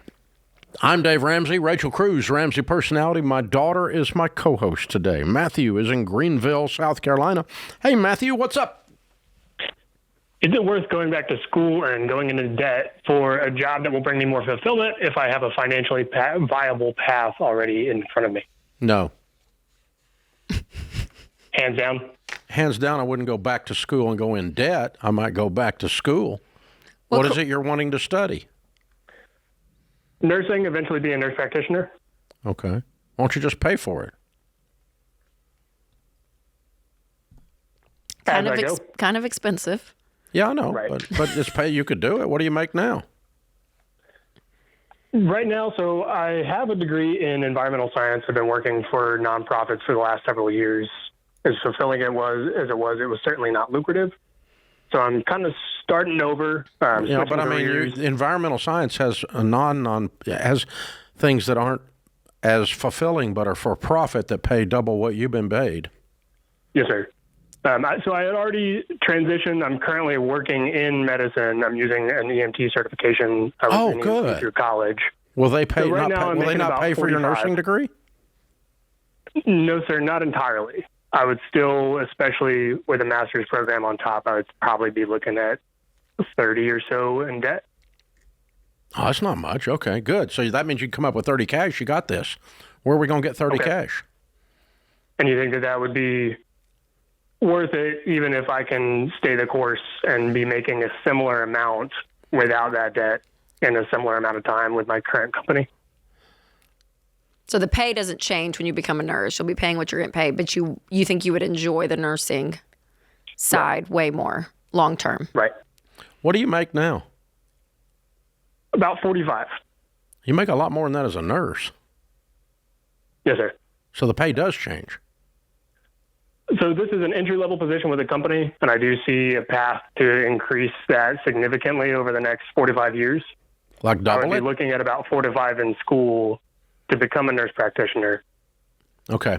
And after that period, let me stop a second. Okay. So number one, I'm a huge believer in education that adds opportunity that's real in the marketplace. Being a nurse is an excellent field as opportunity is everywhere. Being a nurse practitioner is right next to being an MD. You can do a lot of stuff as a nurse practitioner that's in the $100,000 to $150,000 range. A lot. Okay? We work with them every day. It's a great field. Love the idea of going there. Would I pay cash for it? It's the only way I would do it. Can I get scholarships from a hospital or a medical organization that wants me to work for them and will furnish all the pay for this, because there's always a nursing shortage, always. And so hospital corps always are looking for nurses and always willing to help people become nurses, especially if you commit to work for them for a while.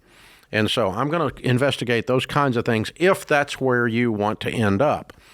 I'm not making this decision purely on what you can make. I'm making the decision based on what you want to do with your life, and I'm making the decision based on what kind of opportunities you have. And again, nursing and nurse practitioner are excellent opportunities in the marketplace and have been for decades. Yep. Thank you for that. But pay cash. I think I had made my initial schooling decision based around what I was passionate about and where I wanted to end up.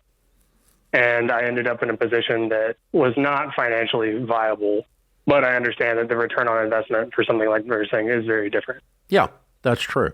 But again, it's not going to be, we're not going to tell you to go into debt to do it. And I would not go into debt to do it. I'm going to find a way to work around that. Mm-hmm. And as an adult going to work, as an EMT inside a hospital situation of some kind, that'll put you on the rolls, and they'll start writing checks for scholarships, start writing checks for tuition.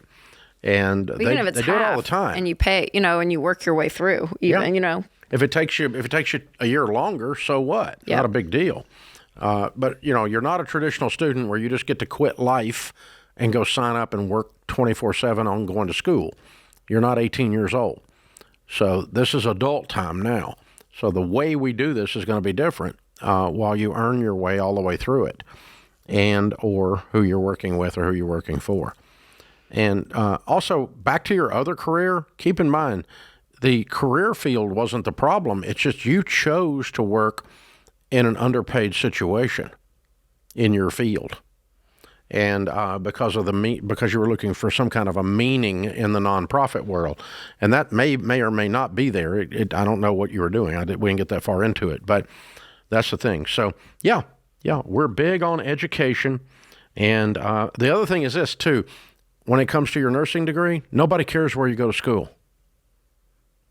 Never one time has a nurse come in to draw my blood and I say, wait, where's your degree from?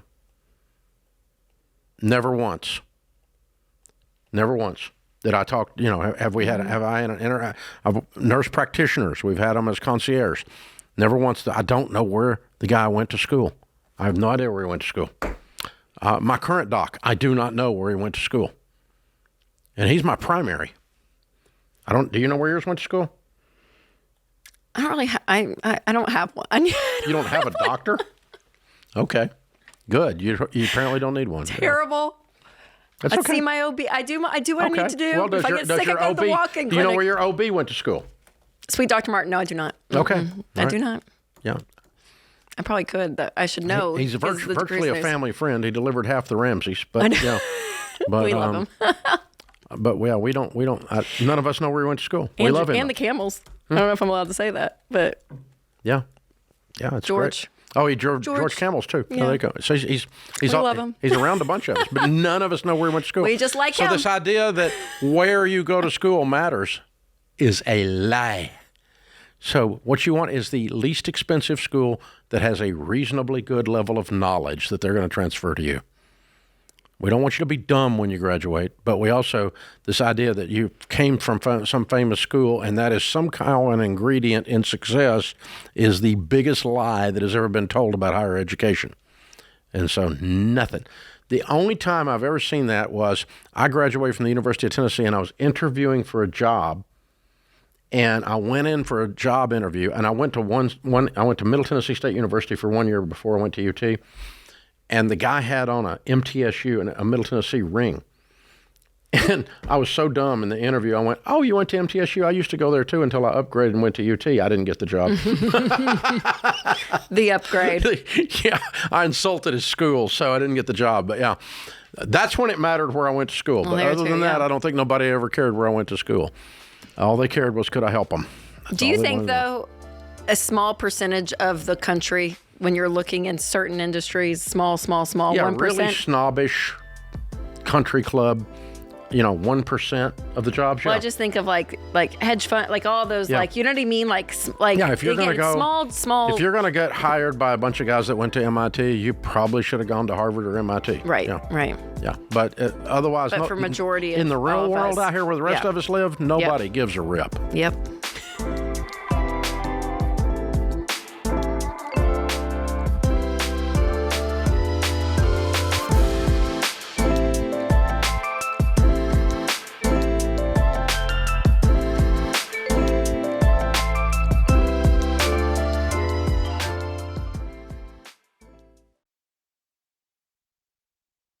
I'm not against vacations. I'm against being broke. If you've paid off everything but the house, you've earned the right to celebrate. Come do that on the Live Like No One Else cruise. Hang out with me and the Ramsey personalities for 7 days in the Western Caribbean. Join the world's largest debt-free scream. Hear exclusive Ramsey teachings and more. The best cabins are filling up. Lock in yours with a $600 deposit at RamseySolutions.com/events or click the link in the show notes.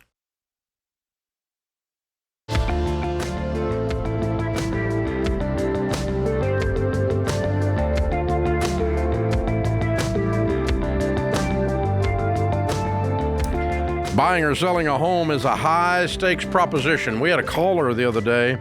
His mother-in-law had sold their house for $330,000. The appraisal came in at $375,000.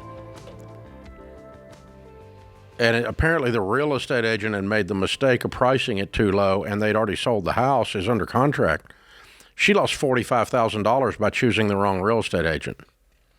Yeah, you need a pro in your corner. A mistake in the real estate business has zeros on it.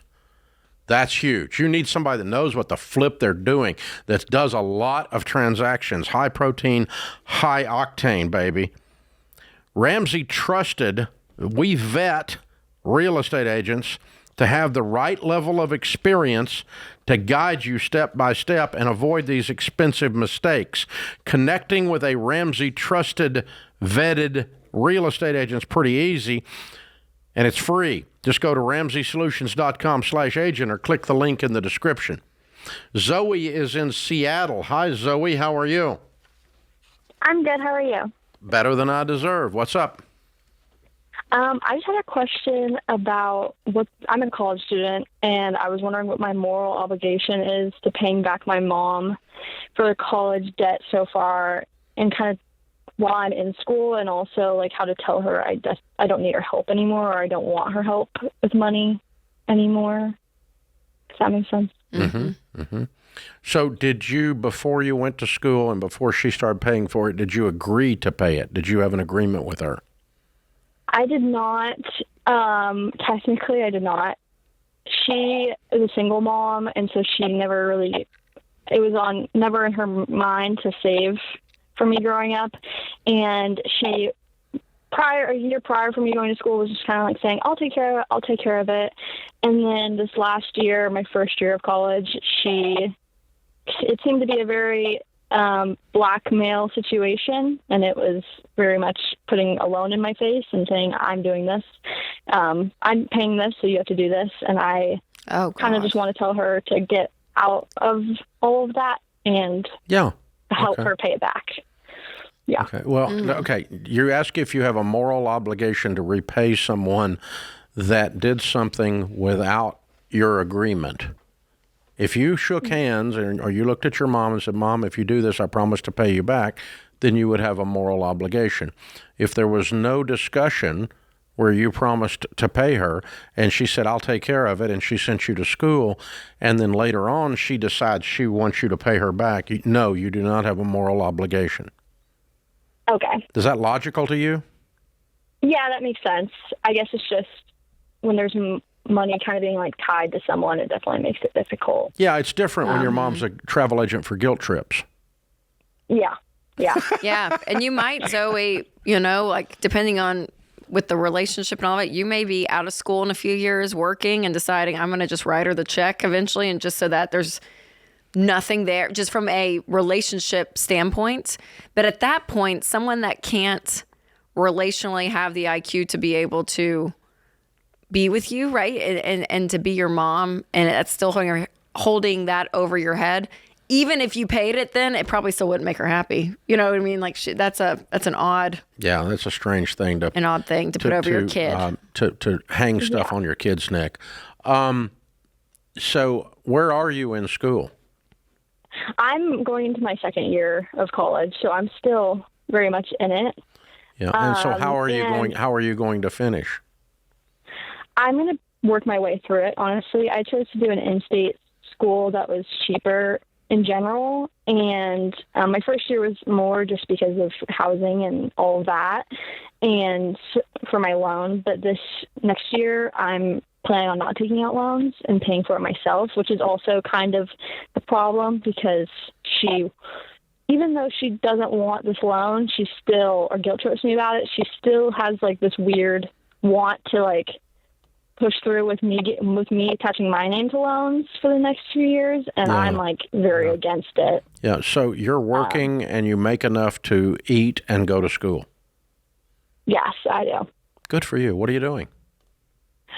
Right now, I'm going to school for marketing, but I'm just a server, but in Seattle, I make a good amount of money to live on, and my school is cheap enough where I can afford it. Yeah, boy, you're well done, Zoe. There's not many of you. So there's a loan taken out. Whose name is the loan in? It is under hers.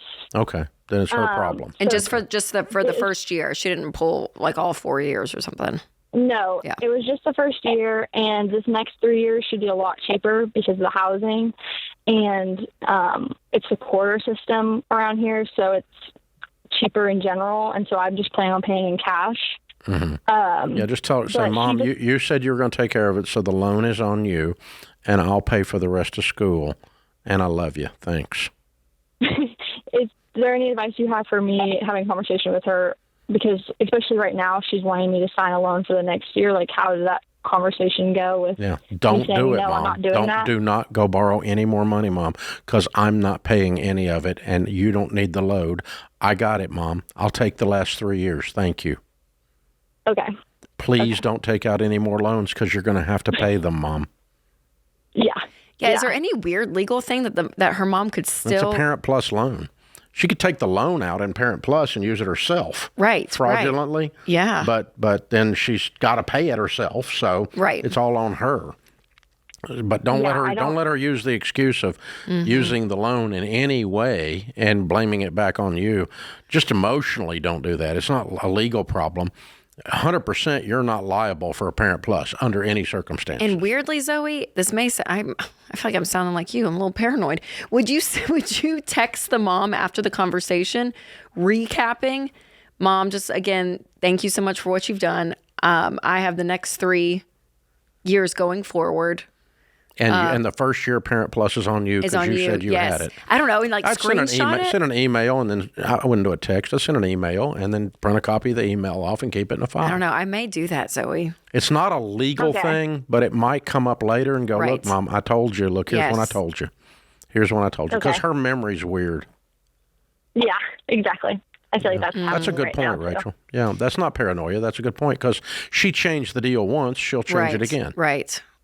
Yeah. For sure. Yeah, so I'll send her a little one-page email. Again, honoring, thank you for the help the first year. And just a reminder, you told me that, you had college covered, so that first year is on you. I will take care of the next 3 years. Please do not take out any more loans from me. I've got this covered. Thank you for what you've done for me. I love you. Mm-hmm. And just leave it at that. Something very simple. Mm-hmm. Don't try to preach a sermon at her about how she's supposed to do something. Leave all that out. I know it's in your head, but don't say it. Yeah. And Zoe, if you need a one-on-one, in-person conversation, you can have that too. But I would just put something in. Yeah, I just want to have it in writing in case you wanted to pull it out of the file later and say, Mom, look here, I clearly told you. Zoe, what kind of school are you going to? I'm just curious. I'm going to, you probably have not heard of it. It's Central Washington University. Okay. It's in between. Yeah. Is it just like a 4-year? It's a 4-year school. Yeah. It's a 4-year, yeah. And you're getting a degree in marketing. Marketing and entrepreneurship. Oh, you're amazing. Good for you, Zoe. You're going to do so good. So great. You're scrappy. You're scrappy. Mm-hmm. Scrappy.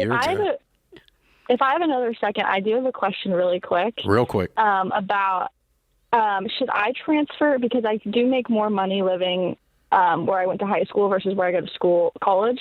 Would it be smart for me to transfer to do online school and make more money that way, or no? I think I'd stay the course where I am right now. You've got it lined out and you can pull it off right now. If the only way you could pull it off would be online, I might. Mm-hmm. But I like what you're doing right now. I'd stick with that for today. If something gets crossways later, you can always switch over.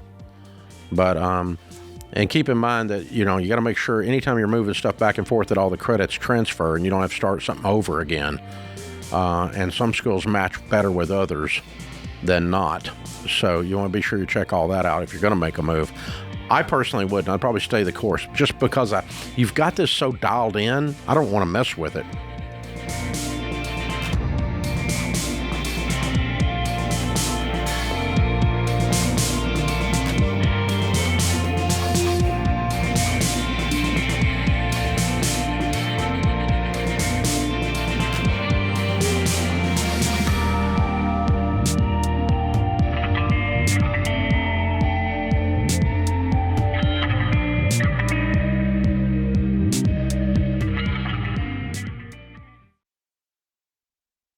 All right, let's cut to the chase. It's easy to get discouraged about crazy house prices and interest rates. But when you have the right real estate agent to help you buy and sell the right way, you'll have confidence to make smart decisions. Ramsey Trusted Agents aren't just experts who guide you through buying or selling. They're people you can trust to have your back from the first call to closing day. Find a Ramsey Trusted Agent near you at RamseySolutions.com/agent. That's RamseySolutions.com/agent.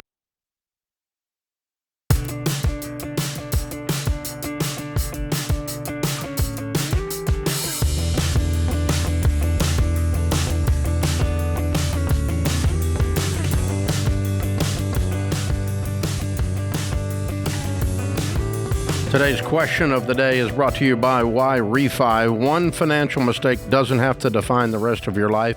If you've gotten behind and gone in default on your private student loans, Why Refi can help you explore low fixed rate refinancing options and affordable payment plans. Go to whyrefi.com/Ramsey. That's the letter Y, REFY.com/Ramsey. Might not be in all states. Today's question comes from Cassie in Idaho. I'm on baby step 2 and putting all extra money each month to my student loan debt. After learning about sinking funds, I started setting aside some money to save for future expenses such as gifts, car and home repairs, property taxes, professional memberships, etc. My sinking fund is growing about $2,000 each month, and this is separate from my starter emergency fund. Should I continue building the sinking funds, or should I be throwing that extra money, including my sinking fund savings, towards the debt?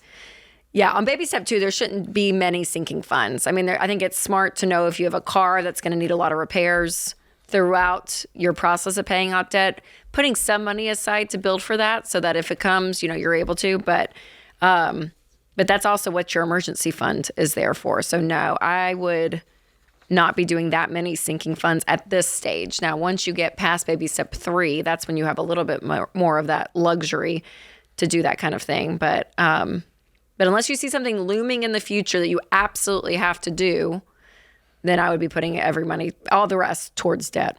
Yeah, 100%. Now, for those of you who don't know, a sinking fund is just simply a savings account within your budget. And so you're saving money it's a miniature savings account. You're saving money for stuff. So you're not saving money for a future car purchase while you're getting out of debt. No. You're not saving money for a trip while you're getting out of debt. No. Because you're getting out of debt. You pour everything on the debt, wide open, scorched earth. So you should not have a lot of miniature savings accounts, hardly any, to Rachel's point, while you're getting out of debt. And again, for those of you who don't know, a sinking fund comes from it's a business term when you're doing retained earnings, or you got a piece of real estate as an example. For instance, if you purchase a piece of real estate and you say, well, the roof has 5 years of life left on this commercial building. And so you start setting aside, 20% of the cost of a roof per year so that 5 years from now you have enough to pay for the roof. It's a systematic savings program for repairs and replacements in a commercial building setting. That's where the phrase comes from. Or if you're in a business that uses equipment and you have 10 trucks on the road that do heat and air HVAC repair. Well, you systematically need to replace those trucks as they age, and so you would have a systematic thing in your business budget called a sinking fund that goes into retained earnings to do that. That's where it came from, and we just pulled the terminology over and put it into every dollar, and now we've got consumers with sinking funds for Christmas. Which for somebody in the real estate business is probably a little bit humorous. But anyway, but that's really what it is. It's a miniature savings account for a future event. That's all it means. And it means you save up for it and pay for it, and you don't go into debt for it in the future. But right now, while you're getting out of debt in baby step 2, you really shouldn't need a bunch of them. All right, Nathan is in Jefferson City, Missouri. Hi, Nathan. How are you? Oh, not too bad. How are you guys? Better than I deserve. How can we help? Hey, so I got a question on a truck. I don't know if I should buy a new one or if I should just fix mine. Okay. How much? Well, what I was going to ask, how much is it to fix the truck? But what kind of truck is it? How old is it? It's 21 years old. It's a 2005 Dodge Cummins. I have $22,500 into this truck right now, and it's going to cost me at least $7,500 to get it fixed. How much is it worth? It almost $30,000, like 10. Okay. What's wrong with it? The transmission just went out in it. What are you using it for? I was using it to drive back and forth to work, but I mean, now I'm just having to ride with people because I work on the road. You work on the road? Yes, sir. I'm a welder on the road. Okay, so you're traveling with business. Yes, sir. And how are you making your traveling with that? You're riding with other people on the traveling, or the company's furnishing your travel? I'm riding with other people, like in their own vehicles. It's not like, I mean, yeah, I'm just riding with other people to work. Would you have been doing that anyway, or would you have been driving this old truck on the road? I would have been driving my own truck. Okay. Okay, so you guys travel and do welding, is that what you said? Yes, sir. Okay, and normally what you would have done is just drive. Everybody drives their own car to the job site, but it's all over the place, right? Yes, sir. Okay, what do you make? $2,900 a week. Would you say 9,900? 29. 2,900 a week. A week. Yes, sir. Okay, so you're making $150 a year. Yes, sir. Good job. Good for you. That welding thing's working out for you, brother. All right, so is the truck paid for? Yes, sir. I paid it off 3 years ago. Good for you. Okay. Well, a $10,000 truck, you don't do a $7,500 repair to. Okay. I would rather just sell the truck and buy a $10,000 truck. Okay. That I don't have to repair. If you want to do that, do you have any money? Yeah, I mean, I got money saved up. I just... How much? I don't know. Right now, like $10,000. Okay, good. And what would the truck sell for as is? Couple of grand? A lot of people have told me like $7,500. Oh, really? That's okay, good. So if you took the $10,000 you saved up, do you have any debt? No, sir. Good for you. Are you single? I got a girlfriend that has 2 kids. Where's all your money going? Well, I don't really know, honestly. I mean, I've tried to. I put a new motor in it a couple months ago. That was $9,000. I paid cash for it. I have a farm. I'm buying cows. You own the farm? Well, it was in a will. My mom passed, and it's mine now. But yeah. And you're buying cows on it? Yes, sir. Who's taking care of the cows with you on the road? My dad. Okay, interesting. All right. So you're putting how much in beef do you own? What's that beef worth? In Missouri, I mean, a cow calf pair would be like $4,500. Yeah, how many of them you got? I have 10. Okay, so that's like $50,000 worth of cattle right now. Yes, sir. Okay. Did you pay that for it, or that's what it's worth? That's what it's worth. I did not pay close to that. Most of them was what my mom had got, and, you know. Okay, answer to your question is I would take some of your money and sell the truck and put that $7,500 with some of your money, maybe $7,000, and buy about a $10,000 or $15,000 truck that's 10 times better than the one you got. That's the answer to your question. But the second thing is you're making too much money to not know where it's going. And I don't want you to wake up 10 years from now and go, I made $150,000 for 10 years. That's $1,500,000, and I have no idea where it went. That's no way to live. So you need to know where this freaking money's going starting today. Ready, set, go. So that's the grown-up part. And start investing, Nathan. If you don't have a Roth IRA, start some stuff now. Yeah. That's going to set you up well. I'm going to send you a copy of the book, The Total Money Makeover, which is how we teach the stuff here, the baby steps. We work you through every bit of this. Pay cash for the truck. You need an emergency fund of 3 to 6 months of expenses. You need to start investing 15% of your money into a good retirement plan. And you need to keep buying cows. It sounds like you're good at it. And you're making great money. Is that baby step 4B? Buy some cows. Buy some cows. There you go.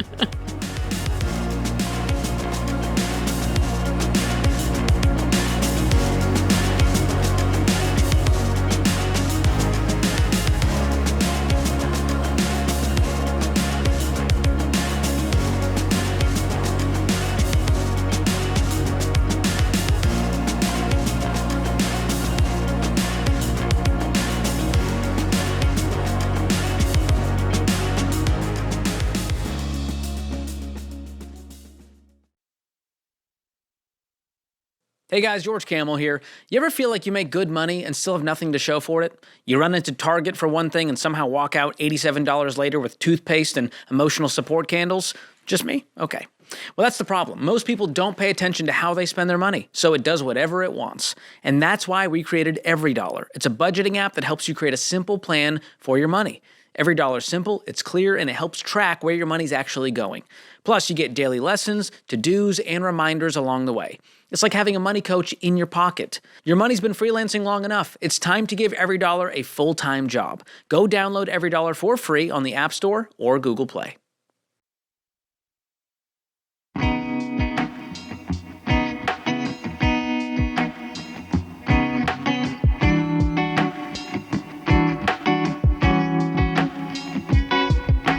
Our scripture of the day, 1 Corinthians 2:9. No eye has seen, no ear has heard, and no human mind has conceived the things that God has prepared for those who love him. Catherine Hepburn said, as one goes through life, one learns that if you don't paddle your own canoe, you don't move. That'll work. Fun stuff. Hey, we wish we could get to every call and question here on the show. We simply can't. There's no possible way. The lines stay jammed most of the time. You can go and get an absolute Ramsey answer by using the tool Ask Ramsey. It's our AI tool that's built and trained only on Ramsey data and Ramsey input. So you're going to get a pure Ramsey answer. Nothing from Reddit. Nothing from TikTok. No, it's all Ramsey. You get the answer the same way we'd answer it right here. It's almost as sarcastic as I am. It's the boomer. Almost as nice as Rachel is. Bruh. So ask your question today at RamseySolutions.com or click the link in the description or on the podcast on YouTube, and it'll set you up with the AI tool, Ask Ramsey. My prayer for the future of Ask Ramsey is that you get to put in which response. You get to click which response. Like it's, if it's like an app one day, and you get to be like, I need a Dave response. Or I want Rachel to tell me this. Or I need Deloney. I want George's nerd response. Yes, whatever it is, just to get your own little flavor. See, I always think they should have changed Siri for men into their wife's voice. For their wives to have all the answers of everything they need. The wife's voice is like, it's because then the men will listen, right? I'm just saying, hypothetically. All right, Susan's in Flint, Michigan. Hey, Susan, what's up? Hey, how are you guys today? Better than we deserve. What's up in your world? Good. Glad to hear it. Well, the question I have, We lost my dad back in January.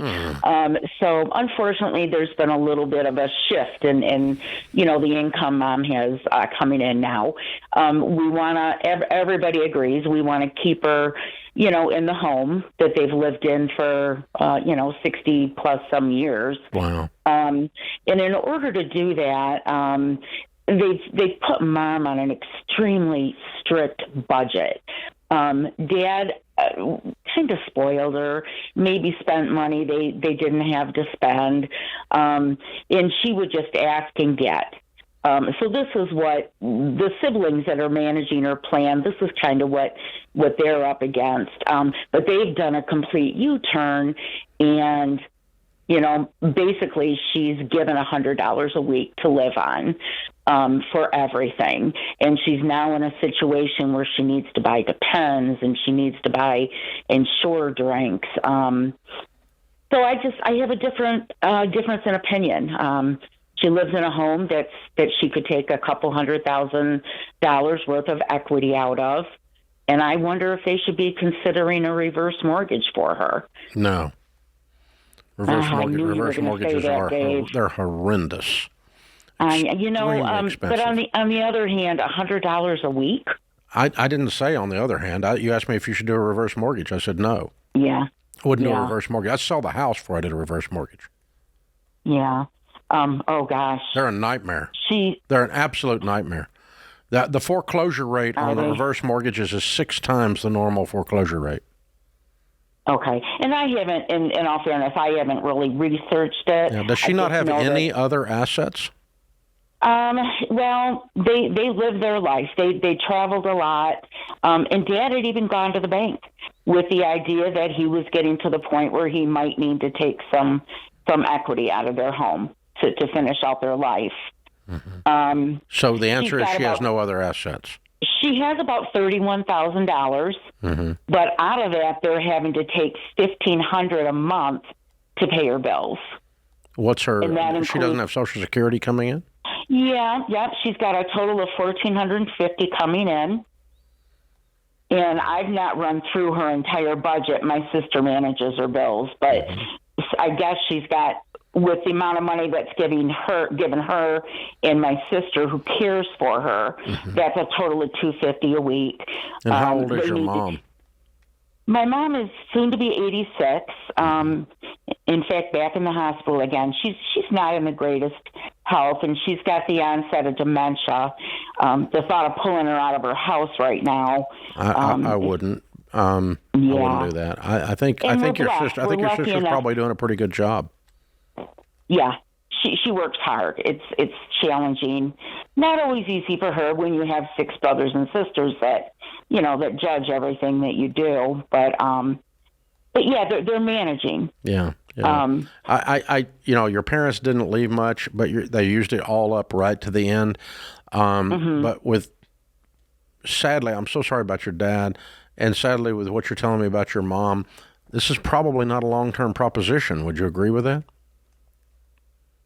I would agree with that. Yeah, I'm sorry to say that out loud, but no, it's just reality. It might be a year or 2, but it's probably not 5 statistically. Yeah, and my thought is, with that being said, why not yank a little bit of money out of her house so that and she doesn't want to spend money on herself. She wants, because there's a lot of us kids, a lot of grandkids. She wants to be able to feed them when they come over. Yeah. And a lot of times that might be ordering a meal out because she's not capable of. So the 6 children don't have any money? You and your brothers and sisters? Okay, I'm glad. I'm glad you went there, Dave, because that would be a part 2 of my question. Most of us are just average people. We pay, a couple of us chip in, pay for house cleaning every month because it's a pretty decent-sized house. So that my sister can devote her time to Mom. But long story short, I do have a brother out there that's a multimillionaire, and he's done a lot in the sense that he gives generous Christmas gifts, and he would be there in a minute if. Yeah, I would just make a proposal to everybody that we try to put together $1,000 a month budget between six of us, or a $600 a month budget between six of us, and add to that $100, and it doesn't need a lot, but just a little bit to be able to get through, because it doesn't sound like we're that far off. And I just hate to. I'm not going to tell you to get a reverse mortgage. There's no circumstance I'm going to use it. It's a piece of crap. If you were going to do something, I'd go get a little home equity loan, for $50,000 or something. But I think you're going to regret doing that. When you're just a few $100 a month off. And so, $10,000 a year changes this. That's $800 a month. That changes this dramatically. If everyone pitched in $100 or something. Yeah. And that's probably what I would do. And everybody doesn't have to put in the same amount. And some maybe can't put in anything. But just so, guys, I think if we could put together $500 or $1,000 a month, Mom would be great. And let's just, let's all agree on what portion of that you can put in and what portion you can put in. And maybe the multimillionaire brother will pick up the balance. I don't know.